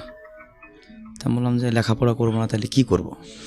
তো এখানে আবার ওই কিছু লোকজন ছিল যে লেখাপড়া করায় ছেলেকে কি করবা, তুমি দিন মজুরে কাজ করো, এখন একটা কাজ করো, ওই কারোর দোকানে রাখো, মুদিখানার দোকানে রাখলে দেখা যাচ্ছে মাসে 100-200 টাকা দিল, এটাতে তোমার হয়তো সংসারের একটু আসবে, কিছুটা হলো সাপোর্ট হবে, কিছুটা সাপোর্ট পাবে। তো হ্যাঁ, এই কথাতে আব্বু একেবারে রাজি, উনি এক পায়ে দাঁড়িয়েছে। এর মধ্যে কিন্তু আমি ক্লাস 6-এ ভর্তি হয়েছি। আচ্ছা, তো আব্বু একদিন কাজের থেকে এসে বললো যে আমার তো চলতে পারি না, তো তোমাকে 200 টাকা মাসে দিতে চাচ্ছে, তো খানা দানা তারাই দিবে, তুমি ওই ওনার দোকানে চলে যাও। উনি আচ্ছা। হিন্দুর একটা দোকান, আচ্ছা, মুদিখানার অনেক বড় দোকান। তো আমি বললাম যে না আব্বু, আমি যাব না, আমি লেখাপড়া করবই করব। তো বলছে তুমি লেখাপড়া করে কি করবা, আমাদের কি ওরকম অর্থ সম্পদ আছে যে তুমি চাকরি বাকরি করবা, এটা তো আদৌ সম্ভব না। তা আমি বললাম কি আছে না আছে সেটা আমার দেখার বিষয় না, আমি লেখাপড়া ছাড়তে রাজি নেই, আমি যেমনি হোক লেখাপড়া করব। তো এর মধ্যে কি করলাম, আমি বুদ্ধি করলাম, আমাদের বাজার থেকে আমাদের বাসা যেখানে 2.5 কিলো রাস্তা, তখন ভ্যান ছিল, আমি একটা ভ্যান কিনলাম 1200 টাকা দিয়ে। ভ্যানটা কিনলাম কেমনে, আমার মায়ের 3টা ছাগল ছিল, 3টা ছাগল বিক্রি করছিল 1250 টাকা। তখন একটা ভ্যান গাড়ি, যে ভ্যান গাড়িগুলো পায়ে চলে গ্রাম দেশে, জি, মেঠো কাঁচা রাস্তা দিয়ে চলে, তো ইতিমধ্যে ওই রাস্তাটা আবার ওই আগে যেমন হ্যারিং ছিল, তখন আবার ওই যে রুলার দিয়ে ডলাই করে একটু সমতল করছে আর কি, মোটামুটি চলা যায় আর কি, আচ্ছা। এরকম করে দিছে। তখন আমি কি করি, সকালবেলা উঠে ওই, আর ওই দোকান থেকে অলরেডি ওই হিন্দু মানুষটা আমাকে নেওয়ার জন্য চলেও আসছে, আচ্ছা, যে আমার দোকানেও থাকবে, মাসে 200 টাকা করে দিব, আর সকালে বাসার থেকে যে আমার ওখানে নাস্তা করবে, দুপুরে খাবার খেয়ে রাত্রে খেয়ে তারপরে বাসায় আসবে, যদি মনে করে সে আসবে আসবে, না হলে আসবে না। আচ্ছা, তো আমি বললাম যে না, আমি যাব না, আমি ওইখানে যাব না, আমি ভ্যান কিনবো। তো মাকে বললাম যে মা, আমার খুব লেখাপড়া করতে ইচ্ছে করতেছে, লেখাপড়া আমাকে করতেই হবে। তো আমি একটা ভ্যান কিনলাম, ভ্যান কিনে সকালবেলা ফজরের পরে উঠে একটু হাত মুখ ধুলাই করে পড়াশোনা করে তারপরে ভ্যানটা নিয়ে বের হই। ঠিক 8টায় বের হই, 9:30 মধ্যে বাসায় চলে আসি, আবার 10টায় স্কুলে যেতে হবে, বাড়ির পাশে স্কুল। তো এসে তখন আবার গোসল টোসল করে, তখন আমি ক্লাস 6-এ উঠছি, তখনও কিন্তু আমার মানে ফুল প্যান্ট ছিল না, বাড়িতে আমার ফুল প্যান্ট ছিল না, একজনের প্যান্ট সে নিয়ে গিয়ে আমি ভর্তি হয়ে আসছি। এরপরে 2 দিন আমি ওই হাফ প্যান্ট পরে স্কুলে গেছি, তখন বলছে বাবা হাফ প্যান্ট পরে তো আসা যাবে না, প্যান্ট স্কুল ড্রেস বানাইতে হবে। তা বললাম স্কুল ড্রেস বানাতে এখন এই স্কুল ড্রেস টেস সহ 125 টাকা লাগবে, এত টাকা তো এখন স্যার আমার আদৌ সম্ভব না, তো আমাকে কয়টা দিন সময় দিতে হবে। তো হেডমাস্টার যিনি ছিল উনি আমাকে ডেকে বললো, আচ্ছা ঠিক আছে, তুমি আসলে তো অনেক কষ্ট করতেছো দেখতেছি, তো তুমি কয়দিন পরেই বানাও, তুমি এভাবে স্কুলে এসো। ওকে, আমি যথারীতি ক্লাস শুরু করলাম। আর ওই যে সকালে ভ্যান গাড়িটা নিবে 1200 টাকা দিয়ে ভ্যান গাড়ি কিনছি, একটা পুরান রিকন্ডিশন একটা ভ্যান, দেশগ্রাম থেকে 1200 টাকা দিয়ে কিনছিলাম তখন। আচ্ছা, তো ওই দেখা যাচ্ছে 10 টাকা 12 টাকা 15 টাকা, কোনো দিন 20 টাকাও হয়, 1.5-2 ঘন্টা চালাইলে 20 টাকাও হয়। তো ওইটা নিয়ে এসে মায়ের হাতে দিতাম, আর আমি আব্বাকে বলতাম যে এই যে আমাকে 200 টাকা মাসে কাজে রাখছিলা, আমি কিন্তু ওই টাকা দিতেছি এখন, আর আমি কিন্তু ওই লেখাপড়াও করতেছি, আমাকে কিন্তু আর মানুষের ওই দোকানে কাজে থুবা এটা কিন্তু হবে না। তো সবাই দেখতেছি আমি লেখাপড়া করতেছি, মানে বাবাকে যতটুকু পারতেছি হেল্প করতেছি। আবার বিকেলে 4টায় আসি, তখন কিন্তু আমার ফ্যামিলিটা একটু সচ্ছল, আচ্ছা, যেহেতু ওই যে ভ্যান গাড়িটা চালাইতেছি। তো বিকেলে এসে দেখা যায় সন্ধ্যা রাখুন 4টার সময় আসি, আসার পরে 2 ঘন্টা 6টা পর্যন্ত 6:30 7টা পর্যন্ত ভ্যান গাড়ি চালাই, চালানোর পরে চলে আসি। তখন বিকেলে এসে 10 15 20 টাকা বা 30 টাকা কোনো দিন হয়, ওটা নিয়ে এসে পুরোটাই মায়ের হাতে দিই। তো এরকম করতে করতে এক পর্যায়ে আমার আব্বুর প্যারালাইসিস হলো। আচ্ছা, তো তখন বাবা আর কোনো কিছু করতে পারে না, তখন আমি ক্লাস 7-এ পড়ি, তো কিছু করতে পারে না, 6-7 মাস পড়ে থাকলো, মাথার উপরে 3টা বোন। তো বড় বোনটা মোটামুটি আমার সমানে, আমরা 1 বছরের সিনিয়র জুনিয়র, পাশাপাশি গ্রামের এলাকা তো যেমন হয় আর কি। ওকে, তো হচ্ছে আমি তখন ক্লাস 7-এ লেখাপড়া করি, তো লেখাপড়া করি আর ওই ভ্যান চালাই। আব্বা পড়ে থাকলো একেবারে পুরা 3 মাস, উনি কোনো কিছু করতে পারে না, মানে পুরো ফ্যামিলিটা আমার পুরো ডিপেন্ডেন্ট করে উইথ আমাকে লেখাপড়া করতে হয়। বোনগুলো কিন্তু লেখাপড়া করতেছে পাশাপাশি। আমি হচ্ছে এর মধ্যে কি হলো, আমার ওই ভ্যান গাড়িটা আমার যে বাজারটা, ওই বাজারের সামনেতে আব্বু এর মধ্যে আবার একটু সুস্থ হলো, একটা কবিরাজার কাছে গিয়ে উনি একটু হালকা সুস্থ হলো। আচ্ছা, সুস্থ হওয়ার পরে তখন চলাফেরা করতে পারে মোটামুটি আর কি, চলতে পারে। তো ভ্যান গাড়িটা আমি বাজারে নিয়ে রাখছি সন্ধ্যার দিকে, নিয়ে এক দোকানে আমি পানি খেতে গেছি যে একটা সিঙ্গাড়া খাবো, তখন একটা সিঙ্গাড়া ছিল 1 টাকা করে দাম। আচ্ছা। আমি একটা সিঙ্গাড়া খেতে ঢুকছি, এসে দেখি আমার ভ্যানটা নেই। ওহো, দেখেন, চিন্তা করেন কি একটা অবস্থা। মানে আমার ফ্যামিলিতে যেটার প্রধান ইনকামের উৎসাহ ছিল একটা ভ্যান গাড়ি। আমি কিন্তু স্টুডেন্ট তখন, ক্লাস 7-এর। আমি বাপ তখন প্যারালাইজড। বাবা তখন স্টিল নাও প্যারালাইসিস, পুরো 5টা মুখ আমার ফুড ডিপেন্ডেন্ট করে। তখন আমি বাইরে যখন দেখছি যে আমার ভ্যান গাড়িটা নেই, তখন আমার মনে হচ্ছিল যে আল্লাহ আসমানটা আমার মাথার উপরে পড়ে গেছে।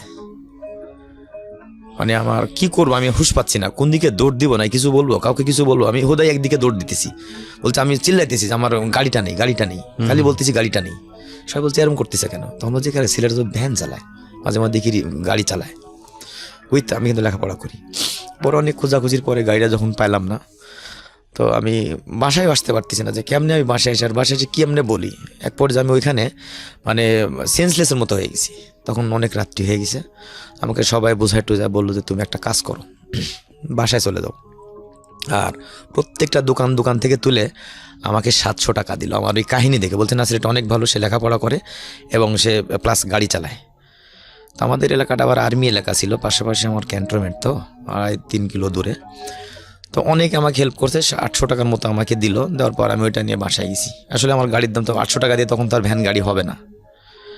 তো আমি ভ্যানটা অনেক যত্ন করি, আমার শরীরের চেয়ে আমার ভ্যান গাড়িকে আমি বেশি যত্ন করি। সকালে যখন বের হই তখন ওইটা মুছে নিয়ে বের হই, আবার যখন এসে ওটা ঢুকাইতে তারপর আমি গোসল করে স্কুলে যাই।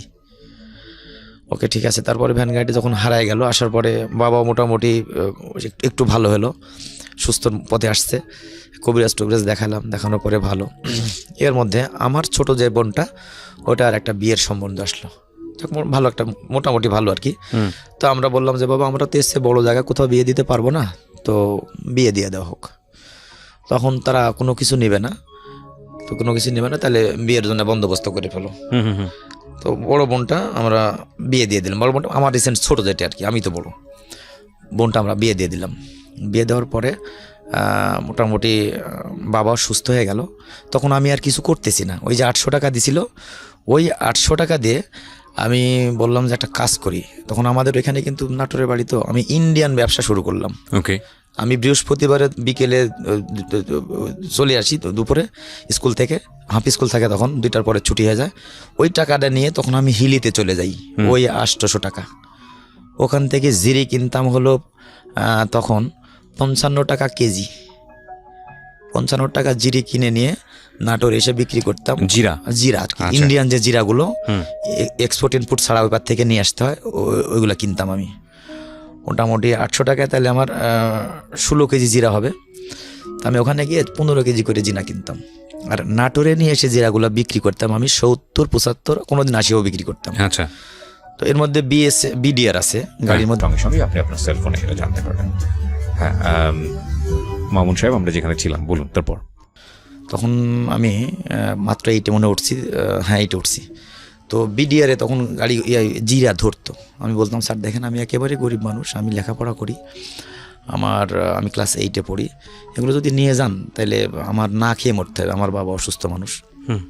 তো এর মধ্যে বাবা যখন একটু ভালো হলো, তখন দেশ গ্রামে আমাদের বাড়ির আঙ্গিনায় 10টা খেজুর গাছ ছিল। আচ্ছা। তো খেজুরের রস কাটতো, ওই রস দিয়ে গুড় বানাতো। তো ওই গুড় এর মধ্যে আমি ওই জিরার ব্যবসা করি। জিরার ব্যবসা করতে করতে তো বৃহস্পতিবারে যাই, শুক্রবারে সকালে আবার চলে আসি নাটোরে, রাত্রে ওখানে হোল করতে হয়। আচ্ছা। আমি শুক্রবার হিলি থেকে জিরি নিয়ে সকালে যখন উত্তরা নামের একটা ট্রেন আছে, নাটোরে এসে নামতাম, তখন 11টা 10:30 ব্যস্ত, ওখানে দিয়ে মোটামুটি 150 টাকা যা হয়তো ওইটা নিয়ে বাসায় আসতাম। এরকম করতে করতে একজনের সঙ্গে পরিচয় হলো। তখন আমার মানে বাসায় খানা খেয়ে, সপ্তাহে একদিন যাই, খানা দানা খেয়ে মোটামুটি আমার 1002 টাকা আমার মূলধন হলো আর কি। আচ্ছা। একজনের সঙ্গে দিনাজপুরে পরিচয় হওয়ার পর উনি বললো যে, ব্যাপার, তুমি তো আসলে অনেক কষ্ট করো, আমি তোমাকে হেল্প করবো। আচ্ছা ঠিক আছে, নেন। প্রথম দিন উনি আমার সাথে ভালো আচরণ করে আমাকে জিরা নিয়ে এসে 1 সপ্তাহে উনি ইয়াতে দিল, নাটোরে দিল। দেওয়ার পরে পরের সপ্তাহে আমি গেলাম আবার, আমি বললাম আমি তো লেখাপড়া করি, তখন তো মোবাইল ছিল না, আমি লেখাপড়া করি, তো আমি বৃহস্পতিবার করি আপনার এখানে আসবো। হ্যাঁ, দেখি যথারীতি ওই টাইমে উনি বৃহস্পতিবারে যখন 9:30টার সময় আমি হিলিতে যা নামছি, উনি দেখতেছি যে ওখানে বসে আছে ঠিক আগের জায়গাতে। আচ্ছা, তো আমি ওনাকে টাকাগুলো দিলাম যে ঠিক আছে আবার জিরা নিয়ে আসেন। উনি যে ওই যে আমি ওখানে বসে আছি, উনি আর আসার কোনো কায়দা নেই, ওহো, আর আসেই নেই উনি। আমি বসে থেকে মানে পুরো রাত্রি ওখানে শেষ হয়ে গেছে, উনি আর জিরা নিয়ে আসে না। তো আমি একজনকে বললাম আমি তো এরকম একজনের সাথে ব্যবসা করতাম, তো তুমি ছোট মানুষ কি ব্যবসা করো? বললাম এই ঘটনা, আমি তো আসলে এই লেখাপড়া করি, পাশাপাশি এটাও করি, আমি বৃহস্পতিবারে আসে শুক্রবারে নিয়ে যাই। তো অনেক মোটামুটি মাস 27 টাকা আমি এটা ব্যবসা করছিলাম 8 মাসের মতো। কিছু ভিডিওরাও আমাকে চিনে যে আসলে ছেলেটা অনেক ভালো, গরিবের ছেলে, লেখাপড়া করছে আর এগুলো করে, আমার কাছে টাকা পয়সা নিত না তারা। তো আমি বসে থেকে সকাল হয়ে গেছে, গাড়ি তখন আজানের সময় ট্রেনটা আসে, উত্তরা ট্রেন, যথারীতি ট্রেন চলে আসছে, উনি আর আসে না। আমি গাড়িতে একজন বলছে এই তোমার টাকা কি আর নিয়ে আসবে, তুমি চলে যাও। অনেক কান্নাকাটি করে ওই গাড়িতে উঠে বিডিআর ওনারা ছিল, বলছে কি ব্যাপার মামুন, তুমি আজকে জিরা নেওনি? তা আমি বললাম স্যার আমার এই ঘটনা ঘটে গেছে। আরে এটা কোনো কথা, তুমি তোমার টাকা মানুষকে কেন দিলা? আমি বললাম যে আসলে আমি তো বিষয়টা বুঝতে পারিনি, আমি যে ওনাকে কেন দিলাম, উনি আমার সঙ্গে একবার নাটোরে গেল, যাওয়ার পরে আমাকে এগুলো দিয়ে আসলো, এজন্যই তো আমি ওনাকে দিলাম। তো বলছে তুমি তো না বোঝার কারণে কাজটা হয়ে গেছে, উনি তো আর আসবে না, আমাকে টাকাও দিবেন, ওকে আর পাবাও না কখনো। যাও কান্নাকাটি করে পরের দিন নাটোরে সকালে চলে আসলাম শুক্রবারে। আসার পরে এখন আর কোনো টাকা পয়সা নেই। আব্বা তখন মোটামুটি ওই খেজুরের রস লাগায়, তো খেজুরের রস লাগানোর পরে আমি হচ্ছে মানে খেজুর গাছে হাঁড়ি পাতে যেগুলো, ওই নিজেরও 10 টাকা খেজুরের গাছ আছে, মানুষের কাছ থেকে 30টার মতো নিল, ওইটা নিয়ে আব্বা রস লাগায়। আর আমি সকালবেলা উঠে আব্বাও রস নামায়, আমিও রস নামাই, ওটা নিয়ে এসে জাল করে গুড় তৈরি করে আমাদের পাশে কিন্তু আবার একটা হাট ছিল, যে হাটে গিয়ে আমরা চাউল কিনতাম ছোটবেলায়, তখন আমি ক্লাস 4-এ পড়তাম, তখন ওই হাটে গুড় নিয়ে যেতাম। আচ্ছা, তো আমি স্কুল থেকে আসছি, তখন আমি 8-এই পড়ি, স্কুল থেকে আসছি, আসার পরে হচ্ছে মা বলতেছে যে 10 কেজি গুড় আছে, তুমি নিয়ে হাটে যাও। তখন গুড় ছিল 7 টাকা 8 টাকা কেজি, এটা 95 সালের কথা বলতেছি। তো 8 টাকা কেজি গুড় ছিল, সর্বোচ্চ 8 টাকা, মানে যেটা একটু ভালো কালারটার ভালো, ওটা 8 টাকা কেজি পাওয়া যেত। তো আমাকে 10 কেজি গুড় নিয়ে আমি মাথায় করে হাটে চলে গেছি।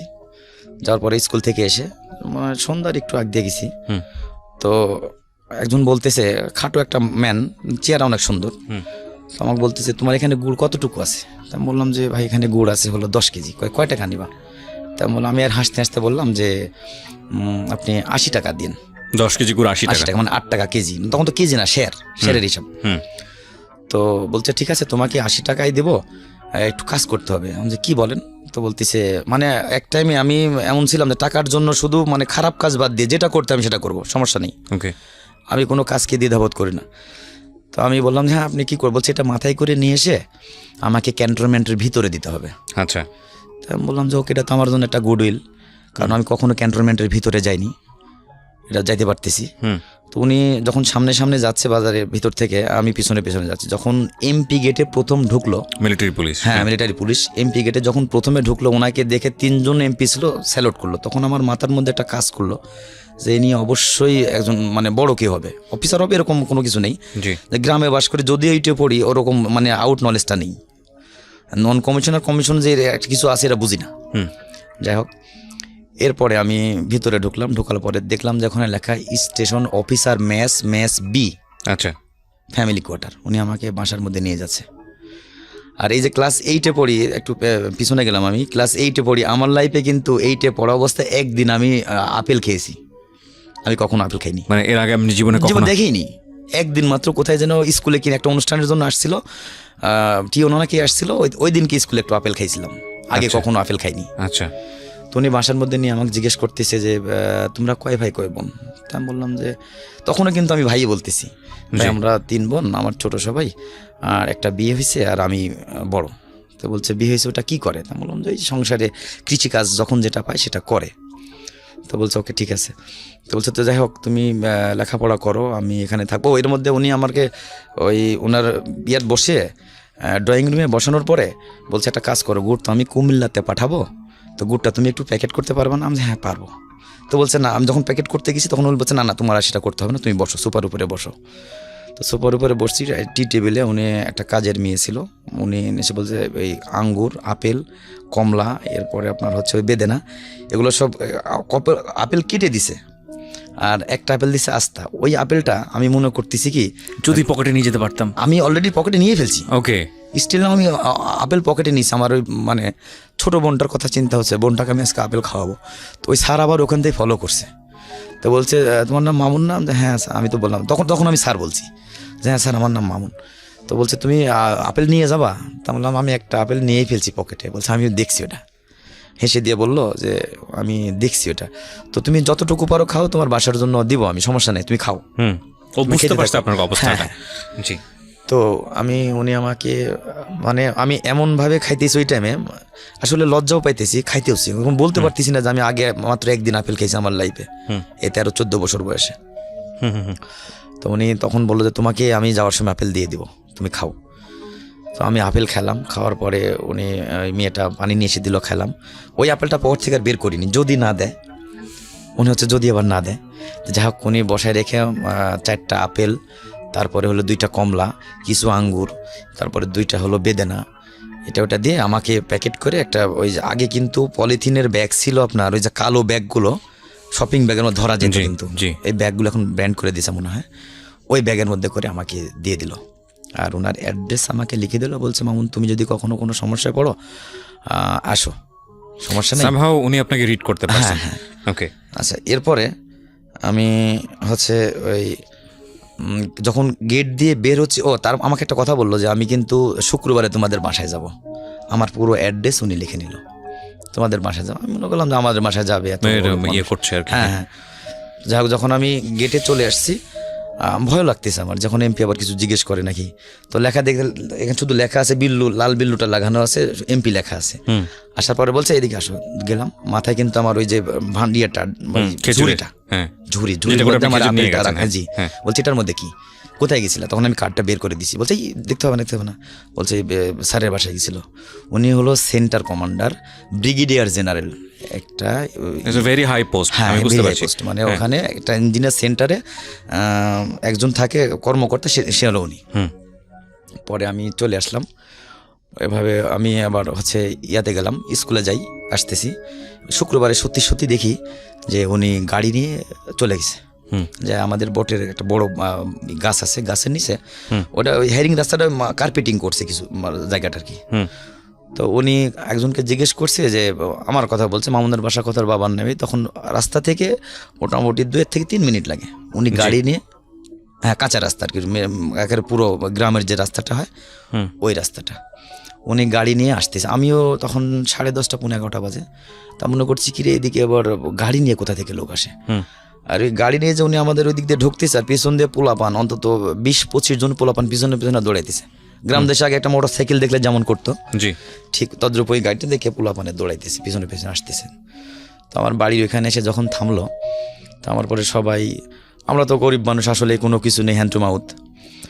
আপনি তার আগে তো বোধহয় বলেছেন যে বাড়িতে গিয়ে যে যেগুলো আপনি নিয়ে এসছেন ভাই বোনদের জন্য, ওনার গল্পটা তো নিশ্চয়ই বলেছেন। জি। আচ্ছা, তো উনি যে বাড়িতে আসার কথা বলে আসবে এরকম কিছু বলেছিলেন আগে থেকে? না কিছু বলেন না, আগে কিছুই বলিনি। হ্যাঁ। তো হ্যাঁ, মানে উনি যে আসবে কথা আমার আম্মাকে বলছি। আচ্ছা, আমার আম্মাকে বলছি। আম্মাকে বলার পর আম্মা এখন বলতেছে আমরা গরিব মানুষ, আমাদের বাসায় উনি আসবে, আমাদের সনের ঘর এটা, কি উনি আসে, আমাদের দেখা যাক কি হয়। তো উনি শুক্রবারে সত্যি আসছে। আমাদের মুরগি ছিল, একটা মুরগি, যতটুকু যেভাবে গ্রামের হয় আর কি, মধ্যবিত্ত মানে নিম্ন ফ্যামিলির, আমাদের কোনো কিছুই নেই। তো যেভাবে রান্না করে ওই সাদা একটু ভাত আর ওই মুরগির মাংস রান্না করছে। তো উনি এসে আমার ওই বারান্দার উপরে বসে, ওই যে খেজুর পাতার যে আপনার আছে, ওই যে মাদুরগুলো আছে, ওর উপরে বসে প্রথম বলছিল যে না খাবো না। তো তারপরে কি মনে হয় বললো ঠিক আছে, ওনার ওয়াইফকে সহ, হ্যাঁ ওয়াইফকে সহ আসছে। আর ওনার ড্রাইভার, উনি ইউনিফর্ম পরে আসছে, আর্মি ড্রেস পরে উনি আমাদের বাসায় গেছে। তো যাই হোক, এরপরে উনি একটু খেলো, অল্প একটু খাওয়ার পরে উনি বললো যে ঠিক আছে মামুন, তোমার কোনো সমস্যা হলে তুমি আমাকে বলো, আমি দেখবো কি করা যায়। তো তখন এভাবে আব্বা ওই যে করলো কি, তখন ওই খেজুর গাছ তো মোটামুটি 3-4 মাস আপনার বাবা চলে। তো তখন প্যারালাইজ। তখন একটু ভালো, আচ্ছা। তখন চলতে পারে আর কি, মোটামুটি ভালো। তো ওরকম না, মানে একেবারে যে খুব জোরের কোনো কাজ করবে বা মানুষের কোনো কাজ করতে যে ভারী কোনো মাথায় কিছু কিছু নিয়ে এটা করতে পারে না। শুধু ওই 3-4 মাস খেজুরে গাছ লাগাইতো, এরপরে আর কোনো কিছু করতে পারে না। ওই 3 মাসের যেটা ইনকাম হয় ওটাই মোটামুটি ওই সারা বছরে খাইতে হয়। তো এর মধ্যে আমি যখন ক্লাস 9-এ উঠলাম, তখন আমি স্যারকে যা বললাম, স্যার আমি তো আর চলতে পারি না, কি করি বলে। এর মাঝে মধ্যে যাই অবশ্য, তো অনেকে আমাকে উনি হেল্প করছে। ওই দেখা গেছে যাইলে আমাকে 500 বা 1000 টাকা দিত, এটা নিয়ে চলো। তাদের সঙ্গে এমন একটা আন্তরিকতা হয়ে গেল, আর ওর কথা যে তুমি এসএসসিটা পাস করো, তারপরে যা করতে আমি করতেছি। আচ্ছা, ওকে ঠিক আছে। আমি যখন 9-এ উঠলাম, নিউ 10-এ, তো উঠার পরে রেজিস্ট্রেশন করলাম, স্যারের টাকাতেই রেজিস্ট্রেশন করলাম, উনি আমাকে টাকা দিল। রেজিস্ট্রেশন করার পরে ফর্ম ফিল আপ করার পরে 9-এ যখন ফর্ম ফিল আপ করলাম, তো বলছে তুমি 8ম শ্রেণী পাশের কাগজ তুমি স্কুল থেকে নিয়ে এসো, আর চেয়ারম্যানের পরিচয়পত্র নিয়ে এসো। যথারীতি আমি 8ম শ্রেণী পাশের কাগজ, আপনি তখনও জানেন না এটাতে কি হবে? না এটা দেখি হবে আমি জানি না, নিয়ে আসলাম। নিয়ে আসার পরে চেয়ারম্যানের পরিচয়পত্র নিয়ে গেলাম, আর আমার 2 কপি ছবি নিয়ে গেলাম। আমরা যেভাবে বলছিল আর কি নিয়ে গেলাম। তো আমাদের এখানে আবার ওই রিক্রুট 6 মাস করে ট্রেনিং করে, তো ওইখানে সবজি টবজি কাটতে হয়, সিভিল কুক বলে, পার্মানেন্ট না, এটা মাস্টার রুলে চলে। তো বছরের মধ্যে 11 মাস চাকরি থাকে, আর 1 মাস থাকে না, কারণ 15 দিন যখন রিক্রুট ছুটিতে চলে যায়, আবার 15 দিন পরে আসে, এই 1 মাস চাকরি থাকে না। তো এইভাবে চাকরি করতেছি। ওই আমাকে ওই ক্যাজুয়ালি চাকরিতে স্যার আমাকে দিল, দেওয়ার পরে তখন আমি বেতন পাই হলো 1550 টাকা। তো আপনার চাকরি হলো কত সালে? এটা হলো 1997 সালে। একটু চিন্তা করে দেখতে পারেন যে উনি একটা পুরা ফ্যামিলিকে একদম খাত থেকে এক টানে কোথায় নিয়ে গেলেন। প্রথম কথা হচ্ছে যে আর্মিতে ওনার একটা জব হওয়া মানে এরকম একটা পরিবারের, এটা একটা মানে ইটস আ ব্লেজিং ফ্রম আল্লাহ। প্রথম কথা হচ্ছে এটা, ওনার একটা এনশিওর লাইফ, সিকিউর একটা লাইফ, ওনার ফ্যামিলি সিকিউরিটি। এবং দ্বিতীয় কথা হচ্ছে যে উনি, আপনি তো পেনশনও পাবেন বোধহয়, নাকি পেনশন নাই? না আছে 100%। আমি তো এখন পুরো সেনাবাহিনী, এখন তো সিভিল না। ও যাই হোক, আপনাকে জায়গাটা তো করে দিল সে, রাস্তাটা তো সে নিয়ে গেল। So this is the thing, মানে this people are really honest. এবং আমি জানি যে বাংলাদেশের সবচেয়ে গর্ব করার মতো যদি কোনো বাহিনী থাকে, সেটা হচ্ছে আমাদের আর্মি। এবং উই আর রিয়েলি প্রাউড যে আমরা অ্যাজ এ নেশন হিসেবে এত ব্লেসড একটা, আমরা এরকম একটা আর্মি হোল্ড করি। তো এবং যিনি, আচ্ছা ওনার নামটা বলতে কি আপনার কোনো সমস্যা আছে? নামটা বলেন তো। উনি ছিলেন ব্রিগেডিয়ার জেনারেল তসলিম সাহেব। তসলিম সাহেব কোন ব্যাটালিয়নে ছিলেন উনি? উনি ইঞ্জিনিয়ার সেন্টার ছিলেন কাদিরাবাদে, নাটোরে। কত সালে এটা?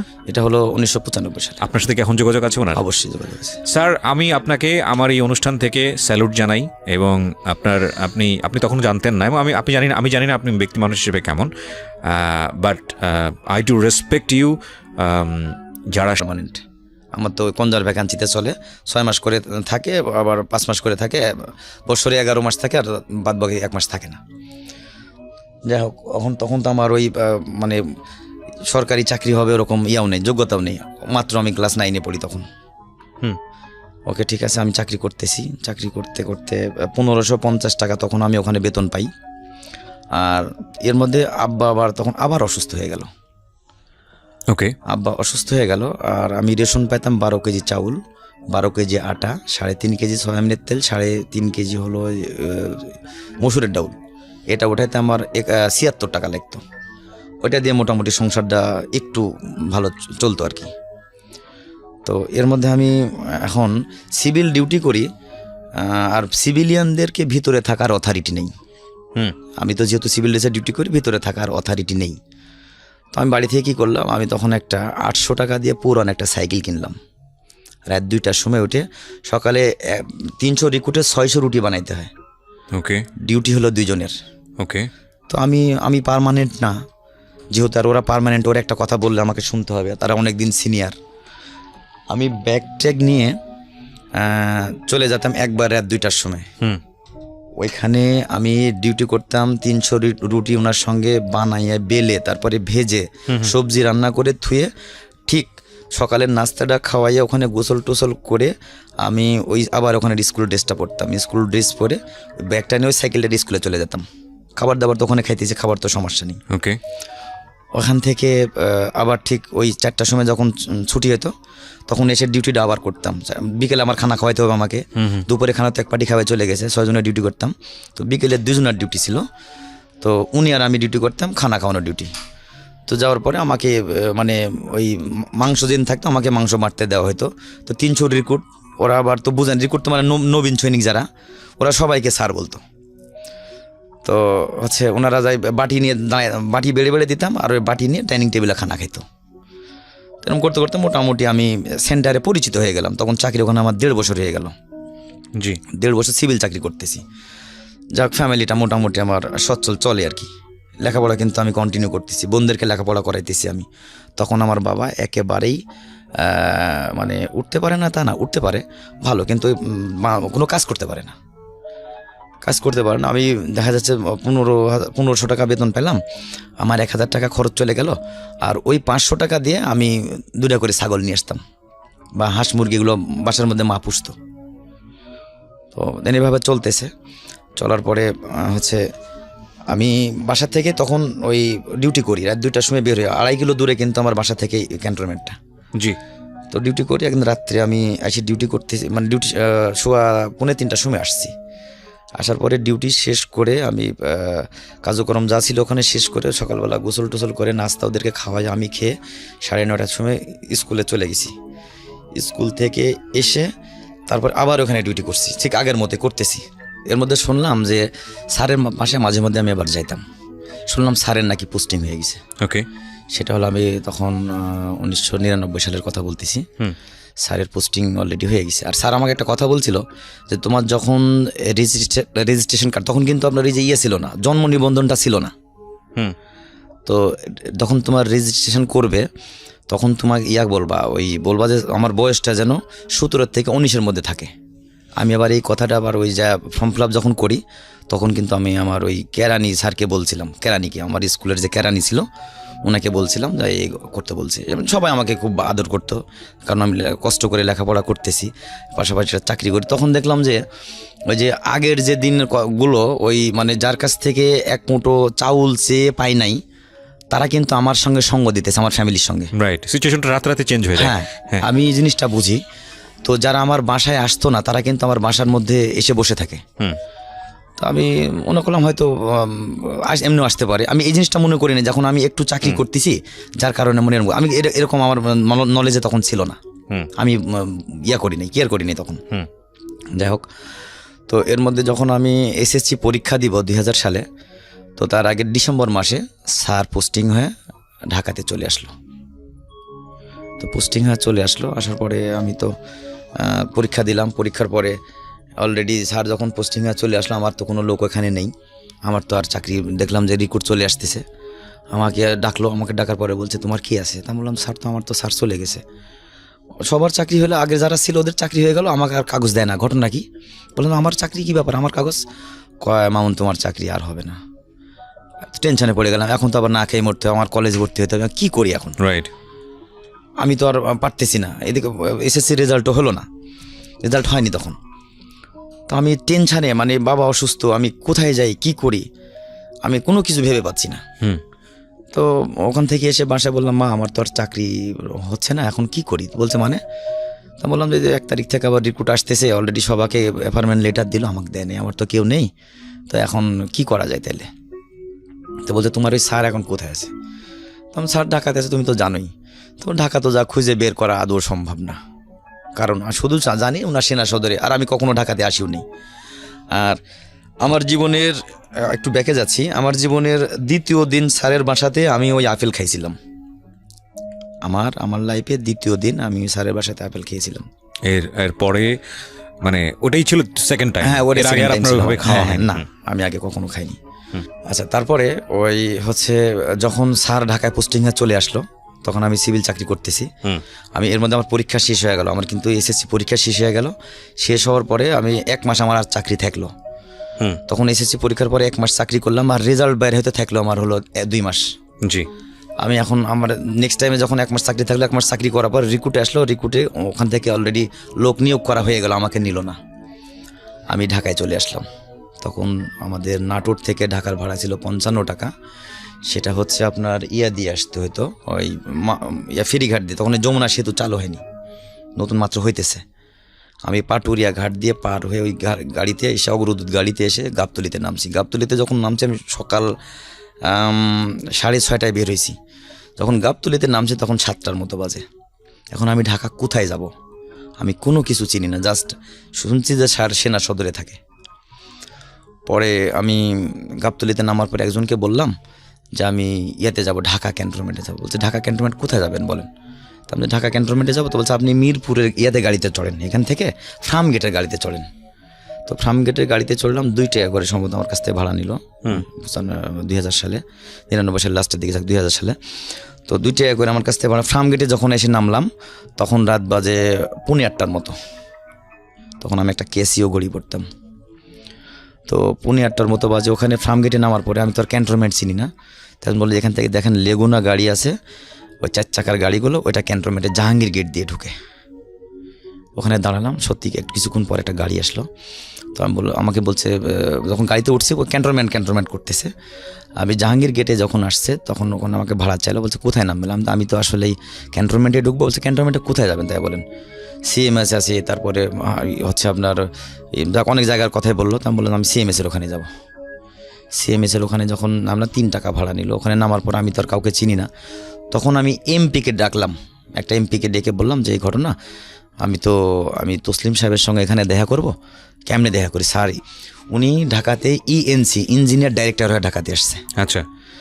আসার পরে আমি যখন আসছি স্যার, তখন তো টেলিফোন নেই আমার কাছে, ফোন টোনও নেই। আমি আসার পরে আমি এক এমপিকে বললাম, এর মধ্যে আর্মি সম্পর্কে আমার একটু এক্সপিরিয়েন্স হয়ে গেছে, যেহেতু আমি আর্মির মধ্যে সিভিল চাকরি করতেছি, মোটামুটি আমি জানি, 1.5-2 বছর করতেছি। আমি আসছি, আসার পরে এক এমপিকে বললাম যে এই ব্যাপার স্যার, আমি ব্রিগেডিয়ার জেনারেল তসলিম সাহেবের বাসায় যাব, উনি ইএনসি ইঞ্জিনিয়ার ডাইরেক্টর। তো বলতেছে যে আপনি কে? তা বললাম যে আমি সেন্টার থেকে আসছি, সে নাটোর থেকে আসছি, স্যার আমাকে খুব ভালো করে চিনে, আমার কথা বললেই হবে। তো উনি বললো যে পুনার নাম ওখানে লিখে নিয়ে উনি স্কটলেসে আরেকজনকে আবার বলে দিল। ওকে, ওয়্যারলেসে? হ্যাঁ, ওয়্যারলেসে বলে দিল আর কি। যখন বলে দিল, বলার পরে স্যার বলছে হ্যাঁ উনি আসছে, ওনাকে নিয়ে এসো। আরেকটা গাড়ি থেকে 2-3 মিনিটের, সর্বোচ্চ 5 মিনিটের মধ্যে একটা আর্মি জিপ এসে আমাকে বললো যে আপনি কি মামুন? তা বললাম যে হ্যাঁ। আর গাড়িতে ওঠেন। গাড়িতে উঠলাম, তো উনি সরাসরি স্যারের বাসায় নিয়ে গেল। যাওয়ার পরে আমি স্যারকে দেখে কেঁদে দিয়েছি যে স্যার আমার তো আসলে চাকরি বাকরি এখন নেই, আমি তো এসেছি পরীক্ষাও দিলে, এখন আমি কি খাবো আর কি খাবো। তো বলতেছে পাগলা, আমি তো আসলে আমারও তো মিশনের নাম, আমি তো কুয়েতে চলে যাচ্ছি, আমি তোর জন্য এখন কি করে যাই বল। আমি বললাম জানি না স্যার, আপনি কি করবেন, আপনি যদি আমাকে এইভাবে রেখে যান, আমার বাসার মধ্যে ছোট 2টা বোন আছে, আমার বাবাও অসুস্থ, তারপরে উনি কিছু করতে পারে না, বৃদ্ধ মাটা আছে, আর এইভাবে যদি আমাকে রেখে যান স্যার, আমি হয়তো না খেয়ে আমাকে মরতে হবে, অথবা আমাকে আবার সেই আগের জায়গায় রিক্সা চালাইতে হবে।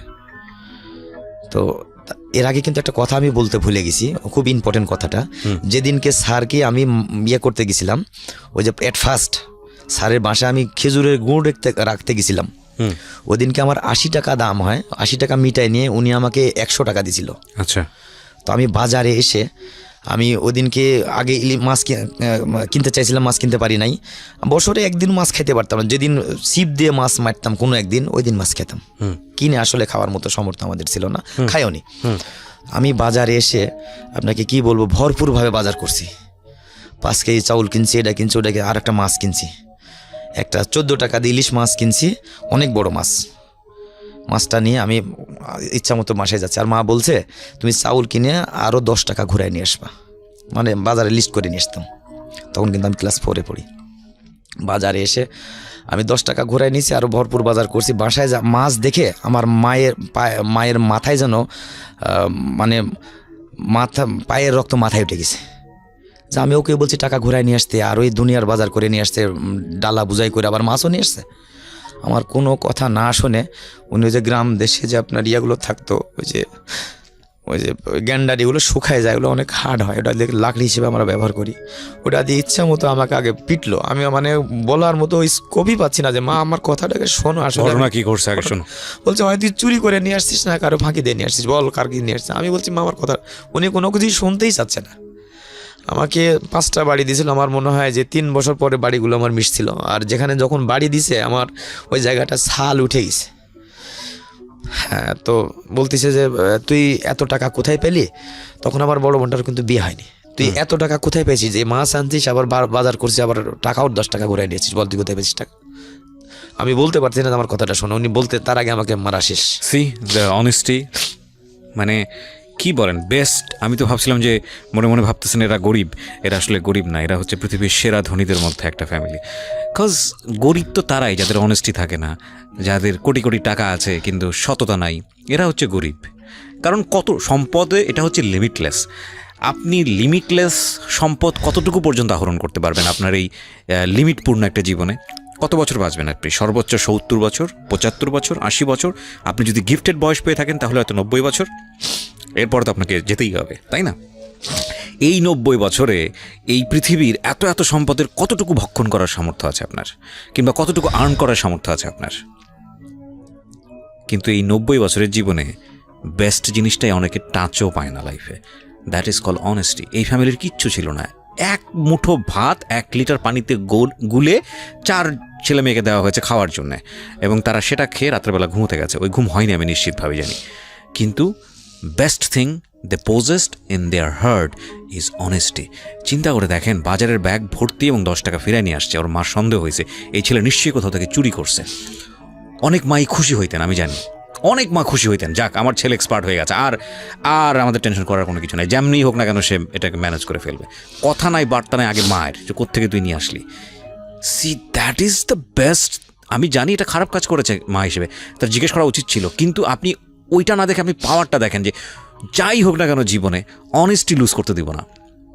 The best thing. কে বলেছে? মানে এরাই হচ্ছে আসল রিচ পিপল। হ্যাঁ, মানে এই ধরনের মানুষ যারা আছেন সোসাইটিতে, এরাই হচ্ছে আসল ধনী। আমি যেখানটায় আপনি ছিলেন, আপনি একটু ফ্ল্যাশব্যাকে গিয়েছিলেন, কিন্তু আপনি তসলিম সাহেবের বাসায় ছিলেন, ওখান থেকে আপনি পিছনে ফিরে গিয়েছিলেন। But this is a very important thing, আপনি যেটা ছেড়ে এসেছিলেন।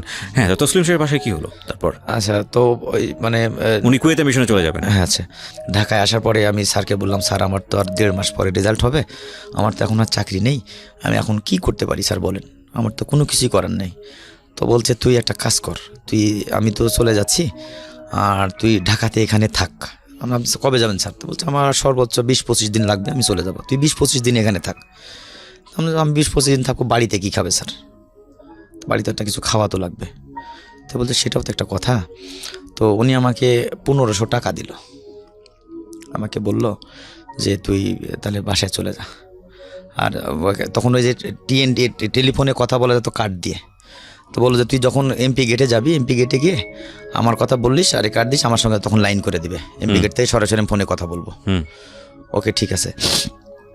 এরপরে স্যার বলে দিল যে হচ্ছে যখন আবার জানুয়ারি মাসে আবার জুন মাসে আবার লোক নিতেছে ওই সিভিল চাকরিতে, স্যার আবার ওখান থেকে বলে দিল। আর আমি কিন্তু অনেক কাজ করতাম, এত কাজ করতাম, মানে 3 জনের কাজ আমি একা করতাম, ওরা সবাই বসে থাকতো আমাকে দিয়ে করায়নি, তো আমি করতাম, সমস্যা নেই, আমার চাকরির দরকার, কারণ আমার সবাই আমাকে ভালো মানে হাইলাইট করে।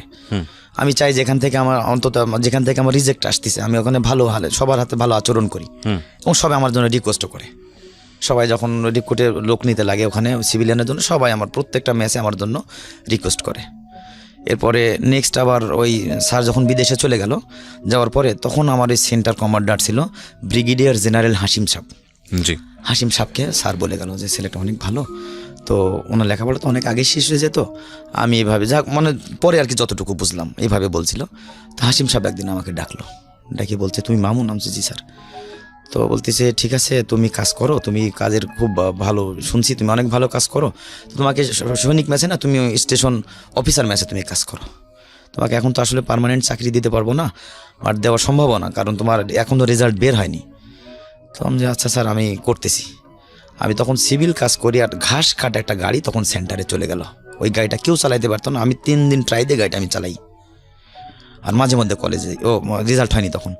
তারপরে আমি গাড়িটা চালানোর পরে এখন বললো যে ওই হাসিম সাহেব বললো যে তো পার্মানেন্ট চাকরি ছাড়া আর কোনো উপায় নেই। স্যারের সঙ্গে তখন আমি ওর স্যার কুয়েত যায় আমার সাথে কথা বলছিল ফোনে কথা বলছিল, আর এমপিকে বলছিল যখন এই নাটোর ডিস্ট্রিক্টের কোটা আসবে তখন আমাকে একটু জানাই। একটা এমপির লোক ছিল, ওনার বাড়ি ছিল বগুড়াতে, উনি আমাকে অনেক হেল্প করছে।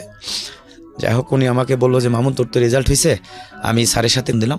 বলছে তোর কাগজপত্র অলরেডি প্রসেসিং করে দিছি আমি।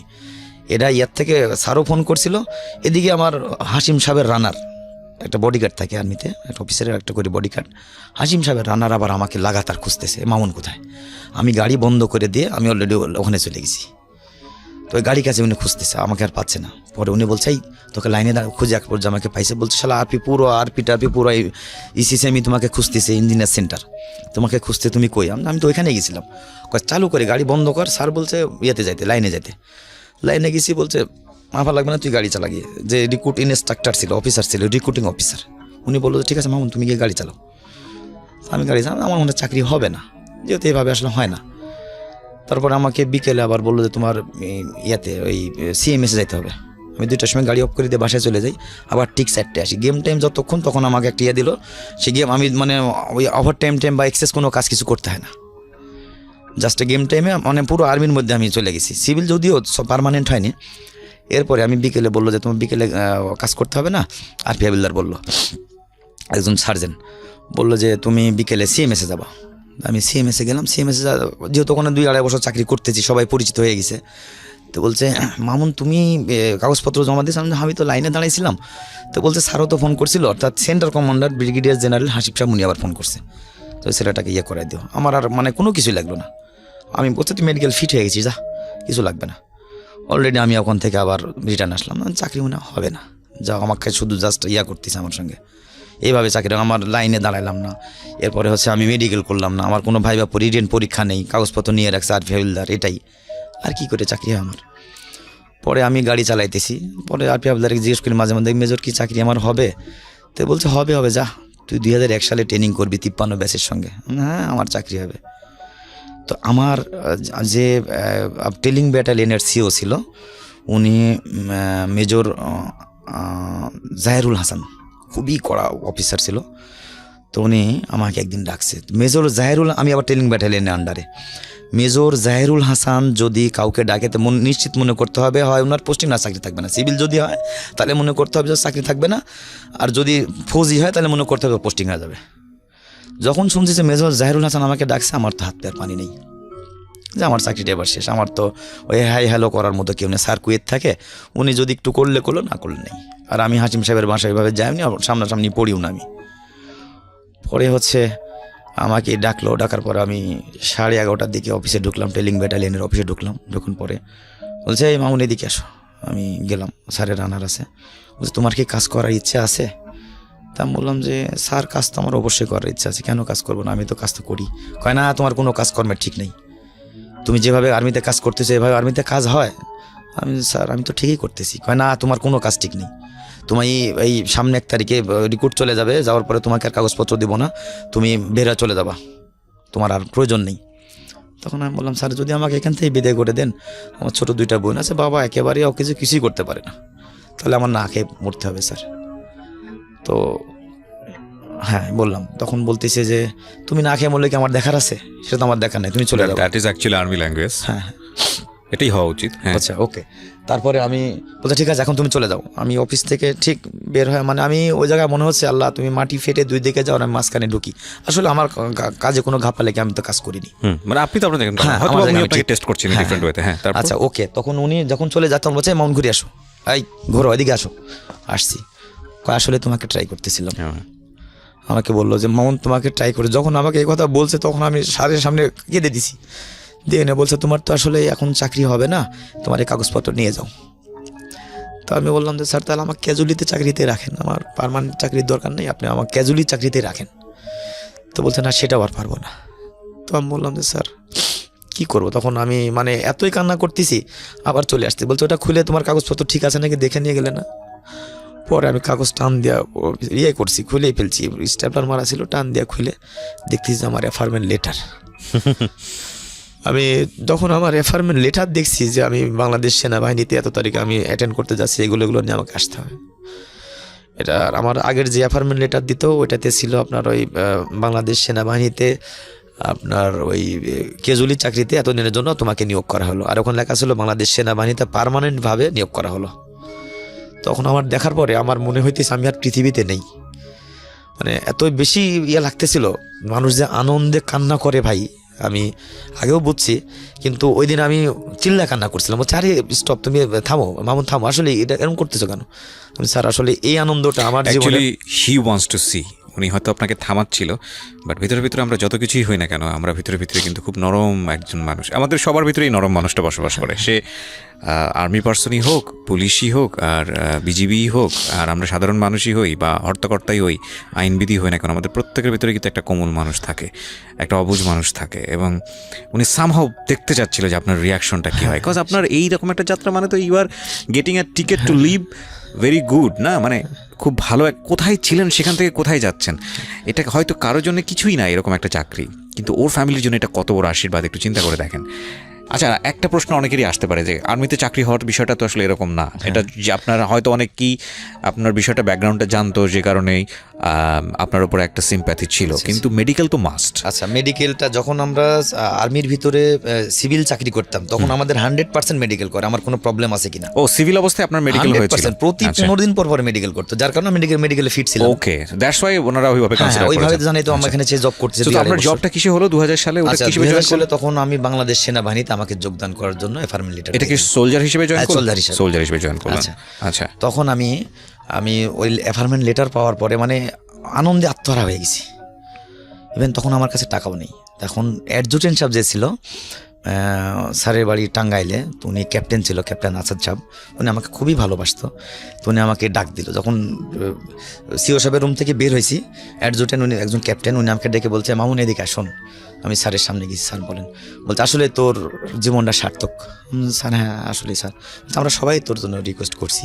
স্যারও বলছে তো করে খা, সমস্যা নেই, তোর লাইফটাকে তুই আসলেই চেঞ্জ করতে পারবি এটা দিয়েই, বাট সততার মধ্যে দিয়ে থাকবি। স্যার কোনোদিনও আমি আপনাদের কথা অমান্য করব না। বলছে তুই এখন বাসায় বাইরে গিয়ে মিষ্টি কিনবি। তখন আমাদের ওখানে একটা বাজার ছিল, 35 টাকা কেজি মিষ্টি পাওয়া যেত। তা বললাম স্যার আমার কাছে মনে হয় 10 টাকা না 20 টাকা আছে, 2000 সালে কথা বলতেছি। উনি পকেট থেকে আমাকে 5 টাকা বের করে দিল, বলছে 10 কেজি মিষ্টি নিয়ে যাবি। 500 টাকা বের করে? হ্যাঁ 500 টাকা বের করে দিল। তো আমি তারা কিন্তু টেলিং ব্যাটালিয়নের যে সিও ছিল, সিও সব আমাকে বলতেছে যে মামুন তুমি পুরো টেলিং ব্যাটালিয়নে কিন্তু মিষ্টি খাওয়াবা। আমি স্যার আমি খাওয়াবো, আমি টেলিং ব্যাটালিয়নে পুরো আমি মিষ্টি খাওয়াবো। তো বলছে না না তার আর দরকার নেই, খবরদার এগুলো করবো না, এমনি আমরা কি মিষ্টি খাই না, জাস্ট আমার সঙ্গে একটু মুইয়া নিল। সবাই খুশি, অবশ্য আমার চাকরি হওয়াতে সবাই হ্যাপি, সবাই এত আনন্দ প্রকাশ করছে মানে বললে না, রিক্রুট থেকে শুরু করে একেবারে মানে সেন্টার কমান্ডার পর সবাই। যাই হোক, পরে আমি ওইখানে বাইরে এসে তখন আমার ওই যে একটা সাইকেল কিনছিলাম, ওই সাইকেলটা নিয়ে আসতেছি, আর খুবই ইয়েতে আসছি কারোর সঙ্গে কথা বলতে। আগে এসে 10 কেজি সত্যি সত্যি মিষ্টি কিনছি, কিনে নিয়ে এসে কার্টুনের মধ্যে 10টা কার্টুন 10 কেজি মিষ্টি দিছে। এসে দেখতেছি আমার আব্বা তো তখন বয়স হয়ে গেছে, তো ওই যে ধানের খেড়গুলো আছে না, ওইটা নাড়তেছে। আপনার বাবা? আমার বাবা। তো আমি যখন সামনে দাঁড়াইছি মিষ্টি দেখে বলছি এত মিষ্টি কী করবা? আমি বললাম আব্বা আমার তো আসলে আর্মিতে চাকরি হয়েছে, যার কারণে আমি মিষ্টিটা নিয়ে আসছি। জড়ায় ধরছি, ধরার পরে উনি অনেক কান্না করলো, আমি আসলে ভাবতেও পারিনি যে তুই আর্মিতে চাকরি করবি। ফিলটা আপনি বোঝার চেষ্টা করেন, একটা মানুষ মানে দুনিয়াতে জান্নাতের টেস্ট যেটাকে বলে, মানে এটা কি, মানে আপনি যদি কখনো এই লেভেলটা ক্রস করেন তাহলেই বুঝতে পারবেন যে আসলে এটা ওনার জন্যে, ওনার ফ্যামিলির জন্য কি ভয়ানক রকমের মানে আনন্দের সংবাদ। আমি ভয়ানক শব্দটা ব্যবহার করছি, আনন্দের সাথে ভয়ানক শব্দটা যায় না, বাট আমার নিজেরও ফিলটা আমি কিছুটা হলেও ফিলটা পাচ্ছিলাম। ওকে, তারপর এরপরে হচ্ছে আমি বললাম যে আব্বা আমার তো আর্মিতে চাকরি হয়েছে, তুই কি ইউনিফর্ম পরবি? আমি বললাম যে হ্যাঁ, আমি যেভাবে দৌড়াদৌড়ি করে তুই ওটা পরবি? আমি হ্যাঁ আব্বা আমি ওটা পরবো। তো আব্বা শুনে অনেক খুশি, অনেক আনন্দ। উনি মানে এত আনন্দ হচ্ছে, আগে মনে হয় আমি আমার লাইফে এত আনন্দ দেখিনি। তো তারপরে মিষ্টি মোটামুটি সবাই বিলি করলাম, পাড়ার মোটে সবাই বিলি করলাম, সবাই অনেক খুশি। যখন আমার 15 দিন টাইম ছিল, 15 দিনের আগে আমার অ্যাপয়েন্টমেন্ট লেটার দিল। এর মধ্যে 15 দিন আমাকে ট্রেনিং করতে ওই ডিউটি করতে হয়নি। স্যার বলে দিল ওরা ট্রেনিং করতে হবে না, এই মাসের বেতন এমনি তোমাকে দিয়ে দেওয়া হবে, আর ডিউটি করতে হবে না, তুমি সবার সাথে একটু দেখাশোনা করি আসো। বাবা যেহেতু অসুস্থ, তো ঠিক আছে আমি আর যাই না, এমনি মাঝে মধ্যে যাই, খোঁজ খবর নেই। আর ভিতরে ঢোকার জন্য আমার জন্য পারমিশন আছে, আমার কোনো লাগে না, পরিচিত হয়ে গেছি। তারপরে সিভিল আইডি কার্ডটা আছে। এরপরে ফৌজি চাকরিতে আমার হয়ে গেছে, অ্যাপয়েন্টমেন্ট লেটার দিছে, প্রায় পরিচিত, 2.5 কিলো দূরে ইউনিট থেকে বাসা। ওকে ঠিক আছে। বাবা আবার অসুস্থ হয়ে গেল। বাবা যেদিন আমি 1 জানুয়ারি 2001 সাল ট্রেনিংয়ে চলে যাচ্ছি, বাবার পায়ে সালাম। ও এর মধ্যে আমার যখন চাকরি হয়ে গেল তখন আমার 3 নম্বর বোন যেটা ছিল, বড় বোনটা কিন্তু বিয়ে হয়েছে। 3 নম্বর বোনটার ভালো একটা জায়গা থেকে সম্বন্ধ আসলো। ছেলের বড় ভাই আর্মিতে চাকরি করে। এইটাই এনাফ সার্টিফিকেটের জন্য। এখন দেখেন ওদের শুধু শুরু হচ্ছে। আর প্রিয় শ্রোতা, এই ফাঁকে আমি আপনাদেরকে একটু বলে নিই, হয়তো আপনারা বেশ কয়েকবার শুনেছেনও, সেটা হচ্ছে আমাদের যিনি আজকে গেস্ট তার একটা ছবি আমি আমার ফেসবুকে পোস্ট করেছি, আমার পার্সোনাল পেজে। আপনারা আসলে ওনার সাথে আপনারা কথাও বলতে পারবেন, দেখাও করতে পারবেন, যদি সেটা প্রয়োজন হয়। মানে সবাই গণহারে চাইলে তো সেটা সম্ভব হয় না। যদি ওনার সঙ্গে কেউ পার্সোনালি মিট করতে চান বা ওনার যদি কোনো ফেসবুক আইডি থাকে বা হোয়াটএভার, ওনার সঙ্গে যদি কন্ট্যাক্ট করে আমরা যদি মনে করি যে না যোগাযোগ হতে পারে, তো সেটার সম্ভব শুধুমাত্র আমার পেজটিতে আসলে। আমার পেজটির ঠিকানা হচ্ছে www.facebook.com/kibriya.rj। আমি আবারও বলি, www.facebook.com/KEBRIA.RJ। পেজটি আছে RJ কিবরিয়া নামে, ওখানে যাবেন, পেজটিতে অবশ্যই লাইক দেবেন এবং ওখানে আমার পার্সোনাল আইডিও শেয়ার করা আছে, আপনি চাইলে আমার আইডিতেও নক দিতে পারেন। ঠিক আছে, হ্যাঁ যেটা বলছিলেন। আচ্ছা, এরপরে তখন ওই আমার আর্মিতে চাকরি হয়ে গেছে, এটা যেহেতু গ্রাম এলাকার সবাই জানাজানি হয়ে গেছে, তখন আমার 3 নম্বর বোন যেটা ছিল, ওই বোনটার একটা জায়গা থেকে একটা ভালো সম্বন্ধ আসে। তখন আমার বোনটা ক্লাস 8-এ পড়ে। আচ্ছা, তা আমি বললাম ওদের সাথে কি আমাদের সম্পর্ক হবে নাকি? বড় ভাই হলো আর্মিতে চাকরি করে, বাবা হলো CMS এ চাকরি করে, মা CMS এ চাকরি করে, মেজো ভাই সরকারি চাকরি করে, আর ওই ভাইটা হলো ছোট, ওদের আবার 3 ভাই বোন নেই। আচ্ছা, তো ওই ফ্যামিলিকে আমার বোনের সাথে বিয়ে দেবে, মানে আমি এটা বিলিভ করতে পারতেছি না যে আমার বোনের সাথে ওই বিয়েটা হবে। তাই আমরা আসলে সব দেখে পছন্দ, আমার যে তাওয়াই সাহেব ছিল উনি মারা গেছে অবশ্য, তো উনি বললো যে বাবা আমাদের কোনো কিছুরই দরকার নেই, তো জাস্ট ওই মেয়েটা আমাদের দিলেই হবে। তা আমি বললাম যে এটা তো ভালো কথা, বাবা কিন্তু বেঁচে আছে স্টিল তখন। তো আব্বুর সাথে কথা বলবো, ঠিক আছে। তো আমরা বোনটাকে যতটুকু পারি, গরিবা না হলে যতটুকু পারি আর কি, দিয়ে বিয়েটা দিয়ে দিলাম। এটা সিচুয়েশনালি একটা ব্যাপার। আপনারা মনে করতে পারেন আপনাদের রেডিও এন্ড থেকে শুনে ক্লাস 8-এ পড়া, অবশ্যই বিয়ের বয়স হয়নি, ও প্রাপ্তবয়স্ক ছিল, এবং অবশ্যই এই ধরনের বিয়েকে সমর্থনও করি না আমরা, যেই জায়গাটা থেকেই এটা হোক না কেন। কিন্তু খেয়াল রাখতে হবে এটা ওনাদের জীবন গল্প, ওনাদের জীবনে এটা ঘটেছে, এবং ঘটেছে বলেই উনি আজকে অকপটে সব কিছু স্বীকার করছেন। একটা ভালো সম্বন্ধ পেয়েছে ওনাদের পরিবারের জায়গাটা থেকে, সেটাকে ওনারা মিস করতে চাননি। এই সম্বন্ধটা ওনাদের কাছে ভবিষ্যতে নাও আসতে পারে সেই জায়গাটা থেকে, যদিও এটা রাইট পার্সপেক্টিভ না। কারণ আজকে আমরা যে পরিমাণ সচেতন হয়েছি বাল্যবিবাহ নিয়ে, ওই সময়ে 2000 সালের ঘটনা বোধহয়, তখন কিন্তু অবস্থাটা এরকম ছিল না। এটাও কিন্তু একটা প্রেক্ষাপট। যাই হোক না কেন, আমি এই ইন্টারাপ্টটা করার কারণটা হচ্ছে এটাই, সিচুয়েশন যাই হোক না কেন আমরা বাল্যবিবাহ সমর্থন করতে পারি না, এবং সেটা করাও উচিত না, অন্তত আজকের এই সময় না। হ্যাঁ বলেন তারপর। আচ্ছা, এরপরে বিয়ে হয়ে গেল। আমি 2001-এর জানুয়ারি মাসের 1 তারিখে বাসা থেকে বেড বিছানা নিয়ে চলে আসলাম ট্রেনিংয়ের জন্য। কোথায় ট্রেনিং করলেন? ইঞ্জিনিয়ার সেন্টার কাদিরাবাদে, নাটোরে ইসিসিএমিতে। আচ্ছা, তো যখন চলে আসছি, আর যেদিনকে আসছি তার 2 দিন পরে থেকে একেবারে অসুস্থ হয়ে পড়ছে, উনি মানে উঠতেই পারেন আর। তো ট্রেনিং করতেছি, ট্রেনিং 2 সপ্তাহ শেষ হয়ে গেল। তখন তো আমি রিক্রুট, আমাকে আর বাড়িতে আসার অথরিটি নেই। 6 মাস আমি বাসায় আসতে পারবেন না, কোনো রকমই অথরিটি নেই। তো এমনি খোঁজ খবর পাই যে আব্বু অসুস্থ হয়েছে। যারা সিভিল আমাদের এলাকায় 2-1 জন চাকরি বাকরি করতো, ভাই আর একটা বড় ভাই ছিল, সঙ্গে চাকরি করতাম, খোঁজ খবর নিতাম। তখন তো ফোন ছিল না, যাই হোক আমি খোঁজ খবর নিতাম। আমার মাও মাঝে মধ্যে ওই MP গেট আরিমুর্শি আছে সার্জেনের, সঙ্গে সঙ্গে আমাকে বললো আবার স্যারের কাছে যাইতে হবে, তোকে আমি যাইতেই বলছি, কিন্তু আগে ওই কথাটা বলে নাই, তুমি যাবো আমি জানি না। তখন কিন্তু বলছে ঠিক আছে যাও, তুমি যাবা, আমি তোমাকে যাইতেই বলছি। আচ্ছা ওকে ঠিক আছে। আমি বাসার থেকে বের হয়ে ওই ইউনিট থেকে একজনের সাইকেল নিয়েছি একটা, তখন আমি সাইকেল তো বাড়িতে থাকে, সাইকেলটা নিয়ে আমি যা শুধু আব্বাকে দেখে আসছি, দেখতেছি যে উনি শুয়ে আছে, ওই মনি অবস্থা, ঠিকমতো খাওয়া দাওয়া করে না, চিকনা শুকায় যেতেছে। আমি দেখে গেলাম যেদিন আমার 23 দিন ট্রেনিং চলে ওই দিন। এরপরে ওষুধ টষুধ খাওয়াইতেছে, কোনো ওষুধ কাজে লাগে না। আবার আমার যেদিন ট্রেনিং চলে হলো 1 মাস 7 দিন, ওই দিন আমি আবার মাত্র 37 দিন আবার ওই দিন ওইভাবে ঠিক এসে আগে যে প্রসেসে আসছিলাম ওইভাবে আরপি আব্দুল কাদের বলে আমি শুক্রবারে করে দেখতে আসি। ওই দিন পিটি প্যারেড থাকে না, সন্ধ্যার সময় কেউ যেন না দেখে। আমাদের চুল কাটা তো তখন ছিল শুধু এটুকু থাকতো, তো তখন ওই মাথার উপরে ওই দিয়ে আসতাম, একটা টিয়া দিয়ে বা একটা টুপি পরে আসতাম যাতে করে না বুঝতে পারে। এসে আব্বাকে দেখে যেতাম। তো দেখে গেলাম 37 দিন যেদিন চাকরি ট্রেনিং চলে ওই দিন আমি এসে দেখে গেলাম। দেখা তখনও অবস্থা আরও মানে বাঁচবে বলে এরকম কিছু মনে হচ্ছে না। আচ্ছা আমি ওখানে ট্রেনিং করতেছি আর টেনশন করি শুধু। তখন কিন্তু আমার ছোট একটা বোন, ছোট বোনটা, দুই বোনের বিয়ে হয়ে হ্যাঁ গেছে। 2 বোনের বিয়ে হয়ে গেছে, মোটামুটি ভালো। বড়টা যদিও কৃষিকাজ করে, আল্লাহর রহমতে অনেক ভালো চলে। তো মেজোটা তো আর অনেক ভালো, ওদের বিল্ডিং বাড়ি টাড়ি সব কিছু মানে অন্যরকম।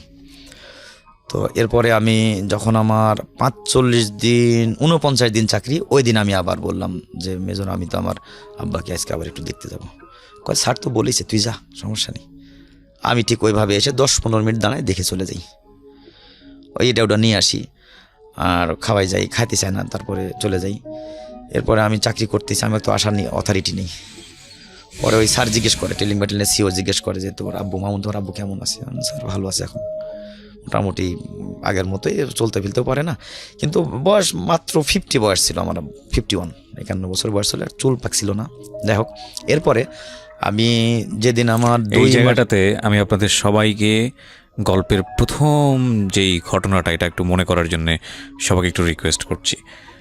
সেটা হচ্ছে যে ওনার বাবা ব্যাগ ভরে বাজার নিয়ে আসছেন, কিন্তু মাছ কিনতে পারছেন না। এবং মাছ কিনতে পারছে না, কারণটা হলো ওনার পকেটের টাকা নাই। সেটা উনি তার বাচ্চা মানে মামুন তখন অনেক ছোট, ক্লাস 4-এ পড়ে, সে সময় বলতে পারছেন না, যিনি আজকে এই গল্পটা বলছেন এখানে মামুন বলতে পারছেন না। কিন্তু সেকেন্ড টাইম ওনার বাবা এসে ওনাকে অ্যাপোলজি করেছে যে বাবা, আমার পকেটে 2 টাকা, এবং এই 2 টাকার 25 পয়সা দিয়ে তুমি বাদাম কেনো, আর বাকি টাকা রিটার্ন নিয়ে যেতে হবে, কুপি বাতির জন্য তেল কিনতে হবে, কেরোসিনের তেল। এই বাবা হচ্ছে প্যারালাইজড হয়ে মৃত্যুশয্যায়। এবং আপনারা একটু পরে যে ঘটনাটা শুনবেন সেটা তো আঁচ করতে পারছেন, বাট আমি চাই যে আপনারা ওই সিচুয়েশনটা একটু মনে রাখার চেষ্টা করেন, যে এই কৃষক বাবা এই ফ্যামিলিটাকে দাঁড় করানোর জন্য জীবনে কতটা সংগ্রাম করেছেন। এবং এরকম প্রত্যেকটা সংগ্রামী পুরুষ আজকের এই বাংলাদেশটা গড়ে তুলেছে, কারণ আমাদের সব আদি পুরুষরাই হলো এই কৃষক, যাদের হাড় ভাঙা পরিশ্রম, হাড় ভাঙা খাটুনি, জীবন বিসর্জন, এবং এগুলোর সব কিছুর বিনিময়ে আজকে তিল করে গড়া আজকের এই বাংলাদেশ। জি, 37 দিনের গল্প ছিলেন আপনি। আচ্ছা, যখন আমার চাকরি আপনার 2 মাস আপ হয়ে গেছে, তখন আমার বাবাকে আমাদের এলাকায় একটা সরকারি হাসপাতালে ভর্তি করা হলো। বাসা থেকে উনি আর মানে একেবারেই অকেজ হয়ে গেল, ডাক্তারের কোনো ট্রিটমেন্ট করলে কাজ হয় না, অথচ ডাক্তার কোনো অসুখ পাচ্ছে না। আর আমি এখানে যা বেতন পাইতেছি, তখন আমি 1550 টাকা বেসিকে ভর্তি। আমি কিন্তু ওই এক্সট্রা যে খাবার ডায়েট খাইতে হয় ট্রেনিং অবস্থায়, আমি এটা খাই না। আমি ঠিক 1550 টাকায় বাসায় দিয়ে দিই। আমার বাবা অসুস্থ, ছোটো বোনটা আছে, তো এর মধ্যে আমার ওই মেজো বোনটার ভালো সচ্ছল একটা ও একটু হেল্প করতে লাগলো, তখন একটু হেল্প করে, যা হোক যেটা হোক করে। তো আমি তখন ওই 1550 টাকায় কিন্তু বাসায় দিয়ে দিই, 1 টাকা আমি খরচ করি। সবাই আমি আবার প্লাটুন কমান্ডার ছিলাম, আমি 53 ব্যাচে ট্রেনিং করছি, 53 ব্যাচের আমি প্লাটুন কমান্ডার ছিলাম। তো 53 ব্যাচে। তো আমি ওই সবাই বলে যে স্টাফ আপনি খান না কেন, আপনি ক্যান্টিনে কেন খান না? না, আমি তো খাবো না, আমার তো খাবার প্রয়োজন হয় না, মানে আমি যে টাকা দিয়ে যেটা খাবো তার চেয়ে বেশি আমার খাবার চলে আসে। সবাই আমাকে খুব মূল্যায়ন করতো, রিক্রুট যত ছিল সবাই জানে আমি এখানে আগে চাকরি করছি, যার পারপাসে আমাকে খুব সম্মান করতো। আমার প্রয়োজন হতো না, আমি যেটা কিনে খাবো তার চেয়ে দ্বিগুণ আমি পাইতেছি এমনি আমাকে দিয়ে, কারণ আমাকে ছাড়া কেউ খাবে না কিছু। তো আমি তখন যখন 2 মাস 27 দিন চাকরি, আমার বাবা তখন ভর্তি হলো আমাদের ওখানে একটা সরকারি হাসপাতালে। তো এরপরে আমি ওই বাবাকে যখন আপনার ওই হাসপাতালে ভর্তি করলো, সিভিল হাসপাতালে ভর্তি করার পর আমি আবার ওই বৃহস্পতিবারের দিন দেখতে গেলাম। বললাম আমার কেমন যেন লাগতেছে, আমি আব্বাকে দেখতে যাবই। তো বৃহস্পতিবারের দিন দেখতে গেলাম, দেখতে যাওয়ার পরে দেখতেছি না মোটামুটি ভালো, কিন্তু খায় না, একেবারে পড়ে থাকে। শুক্রবারের দিন ওনাকে রিলিজ করাই দিছে, উনি বাসাতে চলে আসছে, বলছে কোনো অসুখ নেই, তো ভালো মানুষ, অযথা হাসপাতালের বেডে ওনাকে রেখে লাভ কি, বাসায় নিয়ে যান। তো বাসায় এসে উনি খানা দানা মোটামুটি খায়, নামাজ কালাম পড়তেছে। 89 দিন আমার চাকরি, ওই দিন শনিবার। তো আমার খুবই খারাপ লাগতেছে, আমি সকালে উঠে মেসে সবার আগে উঠছি, কেমন জানি সবার আগে উঠে আমার ভালো লাগতেছে না। তো মেসে গেছি, মেসে যেহেতু মেস আগের পরিচিত ছিল, মেসে আমি খানা খাওয়াইছি, আমি ওই মেসে ডিউটি করছি, কোথায় কী আছে আমাকে খানা ওনারা দিতে হয় না, আমি নিয়েই খাই। আমি যে রিক্রুট ওখানে নবীন সৈনিক, আমি এখনও কসম প্যারেড করি নাই, সো আমি ওইখানে থেকে খাবার আমি নিজ হাতে নিয়ে খাই, পরে কেউ আর আমাকে বাধা দেয় না। তো আমি ওই সকালে আমাদের পরোটা ছিল, ওদিনকে ডিম ভাজের আলুর ভাজি ছিল, আমি ওগুলো না নিয়ে বাম হাতে আমি চায়ের কাপটা ধরছি, আর ডান হাত দিয়ে পরোটা দিয়ে ওটা খাবো। কেবলে মুখে নিতে গেছি, 1 নলা মুখে দিয়ে, আর আমার বাম হাত থেকে কাপটা পড়ে মাঝখান দিয়ে একেবারে অর্ধেক হয়ে গেল মেসের বারান্দায়। তখন আমি আর পরোটা একবার খাই, আমার আর ভালো লাগতেছে না। এর মধ্যে আরপি গেট থেকে দৌড়ে একটা আরপি চলে গেছে, আরপিওর নাম হলো ল্যান্স কর্পোরাল কামরুজ্জামান। যা বলছে মামুন তোমাকে আরপি গেটে ডাকতেছে। তো আমি আরপি গেটে দৌড়াই গেলাম, যাওয়ার পরে বললাম যে কী হয়েছে? তো আরপি হাবিলদার আছে, বলছে তুমি সিভিল ড্রেস করে আসো। তাহলে তখন এই হাফ প্যান্ট পরা ছিলাম খাকি ড্রেসের, সিভিল ড্রেস করে আসো, তোমার 7 দিন ছুটি হয়েছে, ছুটি দিছে। আমার ছুটি, আমি রিক্রুট মানুষ, আমার ছুটি দিল কাকা, আমি চাইও নাই ছুটি কেন? আমি তো চাইও নেই। তারপরে আমাকে গেটে যখন ডাকলো, ডাকার পরে আমি সিভিল ড্রেসে চলে আসছি। আসার পরে দেখতেছি আমার ওই যে এক চাচা ছিল, ওই চাচা আর একটা ভাতিজা ছিল প্রতিবেশী, উনি মোটর সাইকেল নিয়ে আরপি গেটে বসে আছে। তো আমি বললাম যে কি হয়েছে, ঘটনা কি? তো বলছে না কিছু না, বাসে চলো। এর মধ্যে আরপি হাবিলদার আমার আবার আগেই 7 দিন ছুটি করে ডাকছে। ওরা কিন্তু এই জিনিসটা আগে যা ওদেরকে বলছে, ওরা আগে যা আরপি গেটে বলছে। আরপি গেটে আবার সিও সাহেবকে ফোন করছে, ট্রেলিং ব্যাটালিয়নের সিওকে ফোন করছে, উনি তখন আবার আগে ছুটি আমাকে করায় রাখছে। পরে আমি যখন মোটর সাইকেলে উঠে মোটামুটি কোয়ার্টার কিলো আসছি, এর মধ্যে কি মাইকিং করতেছে, আমার আব্বার নাম নিয়ে মাইকিং করতেছে, উনি মারা গেছে। তখন আমি বললাম কিরে তোরা আমাকে কিছুই বলিস নাই? তো বাসায় যাই দেখতেছি ছোটো বোনটা কান্নাকাটি করতে, অনেক মানুষজন, বড়ো বোনটাও আসছে, মেজো বোনটাও আসছে। তো দাফন কাফন করলাম, করার পরে 7 দিন আমাকে ছুটি দিছিল। শুক্রবারে অনুষ্ঠান করলাম, করার পরে হচ্ছে এর মধ্যে এখন আমাকে চাকরি করতে হবে, আমাকে ওই ফ্যামিলিকে হাল ধরার মতো আমি একজন, শুধু বৃদ্ধ মার ছোটো বোন, আর কেউ নেই। তখন আমি যখন বাবাকে, সবচেয়ে বড় কষ্ট, আমি আমার বাবা আসলে আমার সুখটা দেখে যেতে পারিনি। এর মধ্যে একটা কথা বলছিল যে বাবা তুমি অনেক টাকার ধনী হবে, আল্লাহ তোমাকে অনেক ধন সম্পদ দিবে, কথাটা কিন্তু আমার বাবা আমাকে বলছিল। তো বাবাকে যখন দাফন করে আসলাম, দাফন করার পরে করলাম, ওই 7 দিন পরে আবার আমি অ্যাটেন্ড করলাম। এরপরে আমি ট্রেনিং শেষ করে ওখান থেকে যখন আমি ইউনিটে পোস্টিং চলে গেলাম 6 মাস পরে, জুলাই মাসের 13 তারিখে মনে হয় আমি ইউনিটে চলে গেলাম। তো বাড়িতে শুধু ছোটো বোনটা তখন, ইভেন ওই বোনটা তখন আমার 7-এ পড়ে। তখন আমি টাঙ্গাইলে পোস্টিং চলে গেলাম, ঘাটাইল ক্যান্টনমেন্ট টাঙ্গাইলে। ওকে, ওখানে পোস্টিংয়ে চাকরি করতেছি। তো চাকরি করতে করতে এর মধ্যে আমার চাকরি 2 বছর হয়ে গেল। ওখান থেকে আমার ইউনিট চলে যাবে হলো ঢাকাতে। তো এর মধ্যে আমি আবার ওই যেখানে যাই, আল্লাহর রহম প্রত্যেকটা অফিসার আমার প্রতি কেমন যেন উইক, মানে আসলে আন্তরিকতাটা বেশি দেখায়, এবং খারাপ আচরণ আমি করিনি, এখনও করি না। ইভেন আমার 18 বছর চাকরি চলতেছে, কেউ বলতে পারবে না যে আমি কার সঙ্গে খারাপ আচরণ করছি। আমার জুনিয়র আমার সঙ্গে খারাপ আচরণ করে, বাট আমি ওদেরকে কখনো পাঙ্গা দিই না, যা অনেকে দেয়, আমি সেটা দিই না। তো এরপরে আমি ঘাটাইল থেকে যখন আমার ইউনিট হিলে চলে যায়, 3 বছর করে হিলে চলে যায়। তো আমি বললাম, আমার যে সিও ছিল লেফটেন্যান্ট কর্নেল আকবর সাহেব, আমি স্যারকে বললাম স্যার আমার তো শুধু মা আর ছোটো বোনটা বাসায়, আমাকে পোস্টিংটা ঢাকাতে করে দেওয়া যায় না স্যার? আমার মুখের দিকে তাকায় উনি কোনো কথা না বলে উনি আমাকে ঢাকায় পোস্টিং করলো। তো 2 বছর চাকরি, তখন আমার 2 বছর। এরপরে ছোটো বোনটা তখন ক্লাস 10-এ পড়ে, আমার কাছে ঢাকায় বেড়াইতে আসতেছিল। ট্রেনের মধ্যে ঢাকার এক ছেলের সঙ্গে আমার বোনের দেখা হয়। আমার মাও কিন্তু ইভেন আসতেছে ঢাকাতে আমার কাছে বেড়াইতে, আমার মামা ঢাকায় থাকতো, একটা গার্মেন্ট চাকরি করতো। তো আসতেছে, আমার বোনটাকে দেখে, এই গাজীপুরে আমার বোন বিয়ে হয়েছে, তো ওনার ফোন নাম্বার ওনাকে দিয়ে দিছে। তো আমার তখন আমি একটা নাম্বার চাই, তখন 10 ডিজিটের নাম্বার ছিল, 11টা হয়নি। তো আমি একটা ফোন ব্যবহার করতাম, আমার নাম্বারটা আমার বোনটা আবার দিয়ে আসছে। রাত্রে দেখি ছেলেটা আমাকে ফোন করছে, ফোন করার পরে বললো ভাই এই ব্যাপার, আপনার বোনকে দেখে আমাকে, মানে একেবারে ওপেনই আমাকে সে প্রপোজ করছে, আপনার নাকি বাবা নেই, আপনার বোনটা দেখে আমার খুব ভালো লাগছে। আমার বোন দেখে আপনার ভালো লাগলে আমি তো আপনাকে দেখি নাই, বলছে আমাদের বাসায় আসেন। এক পর্যায়ে খুবই রিকোয়েস্ট করলাম, আমার বোন এখানে থাকলো, আমি আমার মামাকে গিয়ে ওর গাজীপুরে ওনার সব কিছু দেখে আমি বিলিভ করতে পারতেছিলাম না যে ওই ছেলের সঙ্গে আমার বোনের বিয়ে হবে। অনেক স্মার্ট, অনেক সুন্দর, সে স্টিল নাম এখন এই যে 14 বছর সে ইটালিতে থাকে। আপনার বোন জামাই? আমার ছোট বোন জামাই। বোন চলে গেছে ইটালিতে? না, বোন এখন বাংলাদেশে, এখানে 5তলা বাড়ি করলো, এরপরে হচ্ছে আরেকটা বাড়ি 2তলা করলো এই ঢাকাতে। Can you imagine? হ্যাঁ, ক্যান ইউ ইমাজিন, মানে গল্পটা কোথায় চলে আসছে। আমি বলছিলাম না যে the best thing they have is honesty, এবং এই অনেস্টির কারণে কিছু কিছু মানুষ তাদেরকে পিক করেছে, আল্লাহ সে ব্যবস্থাটা করে দিয়েছে।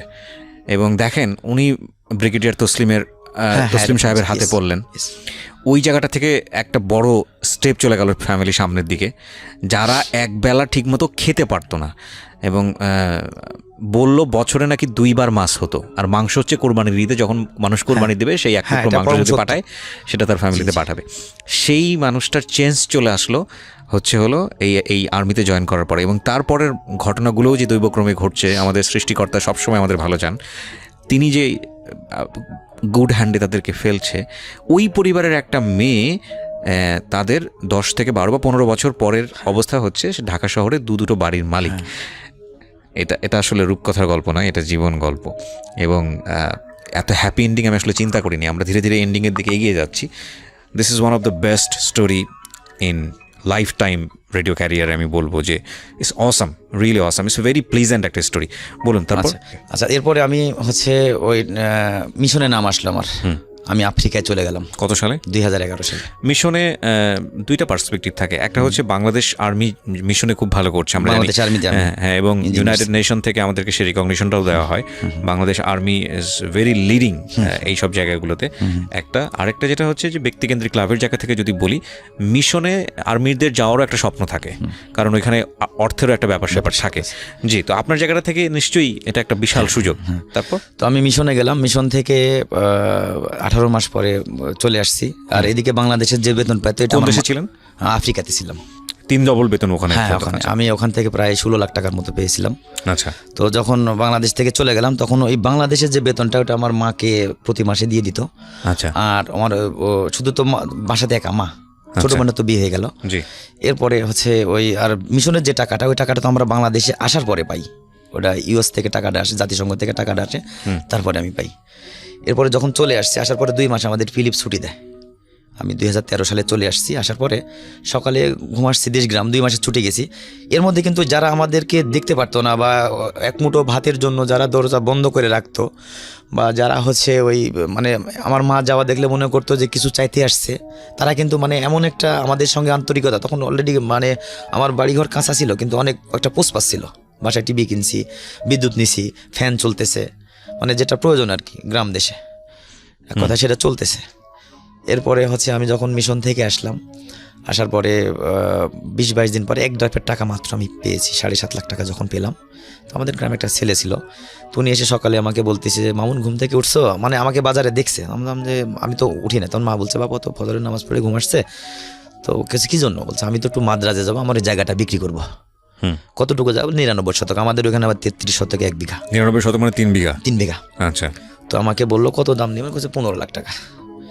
তা আমি বললাম না, আমার তো এত টাকা নেই ভাই, আমি এত টাকার মানুষও না। তো যদি পারেন সবগুলো আমাকে 1,14,000, আমি হিসাব করছি ওখানে আমি 15.5 লাখ টাকার মতো পাবো।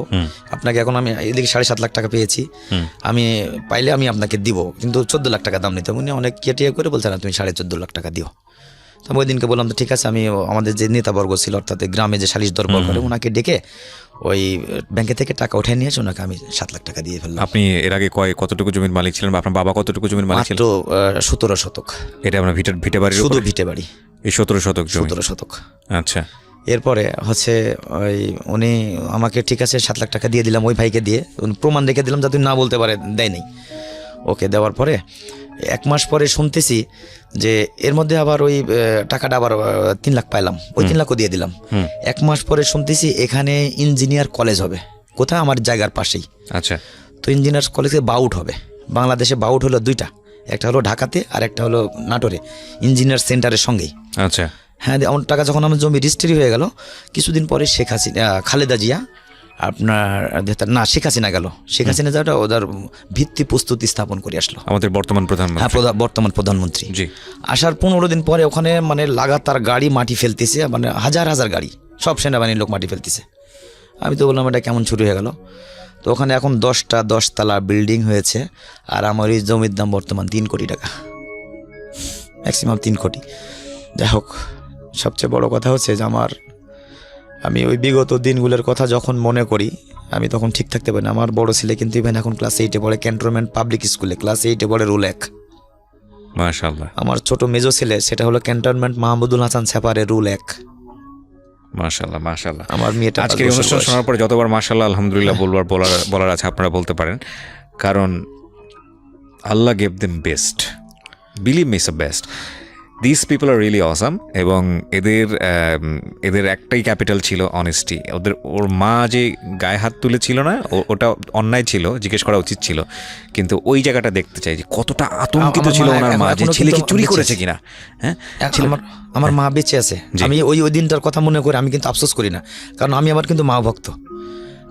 আমি মায়ের ভক্ত। পরে আমি এখনো বলি যে মা, ওটা আমার জন্য শিক্ষণীয় ছিল, কারণ আমি কেন আগে কিছু বললাম না। তো এরপরে মা কিন্তু অনেক কান্নাকাটি করছে, অনেক আমাকে আমি যতটুকু কান্নাকাটি করছি আমার মা শোনার পরে তার চেয়ে বেশি কান্না করছে। মানে আমাকে বুঝাইতে পারেন, জড়ায় ধর অনেকক্ষণ ঘন্টার পর ঘন্টা কান্না করছে। বাবা আমি বুঝতে পারিনি, তুই কথা আগে কেন বলিসনি তুই। সবাই মানে আমি শুধু একা না, সবাই মানে 5 জনে মিলে কান্না করছি। আমার 3 বোন, আমি এবং মা, মানে কে কাকে থামায় এমন একটা পরিস্থিতি ছিল আমাদের, যেখানে আমি মানে একটু যদি মাছের ঝোল পেতাম, মনে হচ্ছিল যে মাছের ঝোল পাইলে মনে হয় অনেকগুলো খানা খাবো, অনেক ভাত খাবো। আসলে তখনও ভাতও ছিল না, তো ভাতটা পেট ভরে পাবো কোথায়। আপনার ছেলেকে আপনি গল্পগুলো বলেন? আমি আমার ছেলেকে এখন যদি বলি, কয় এটা তোমার বানানো কথা, আর মাঝে মধ্যে টাকা পয়সা তো অনেক দামি ফোন টোন ইউজ করে। আমি কিন্তু আজকে আপনার ছেলে কোনোদিন এটা বুঝতে পারবে না যতক্ষণ পর্যন্ত সে বাবা না হবে। আমি ওদিনকে বলছি, বাবা আমি কিন্তু মানুষের প্যান্ট সে নিয়ে আমি কিন্তু এসএসসি পরীক্ষা দিয়ে আসছি বা ওই হাই স্কুলে ভর্তি হয়ে আসছি। কয় তোমার এটা হলো ডিজিটাল যুগ, মেজো ছেলে যেটা সেটা বলে এটা ডিজিটাল। কয় তুমি ফোন দেখছো কোনো দিন না? কয় যে আমার হাতে ফোনের দাম 18,000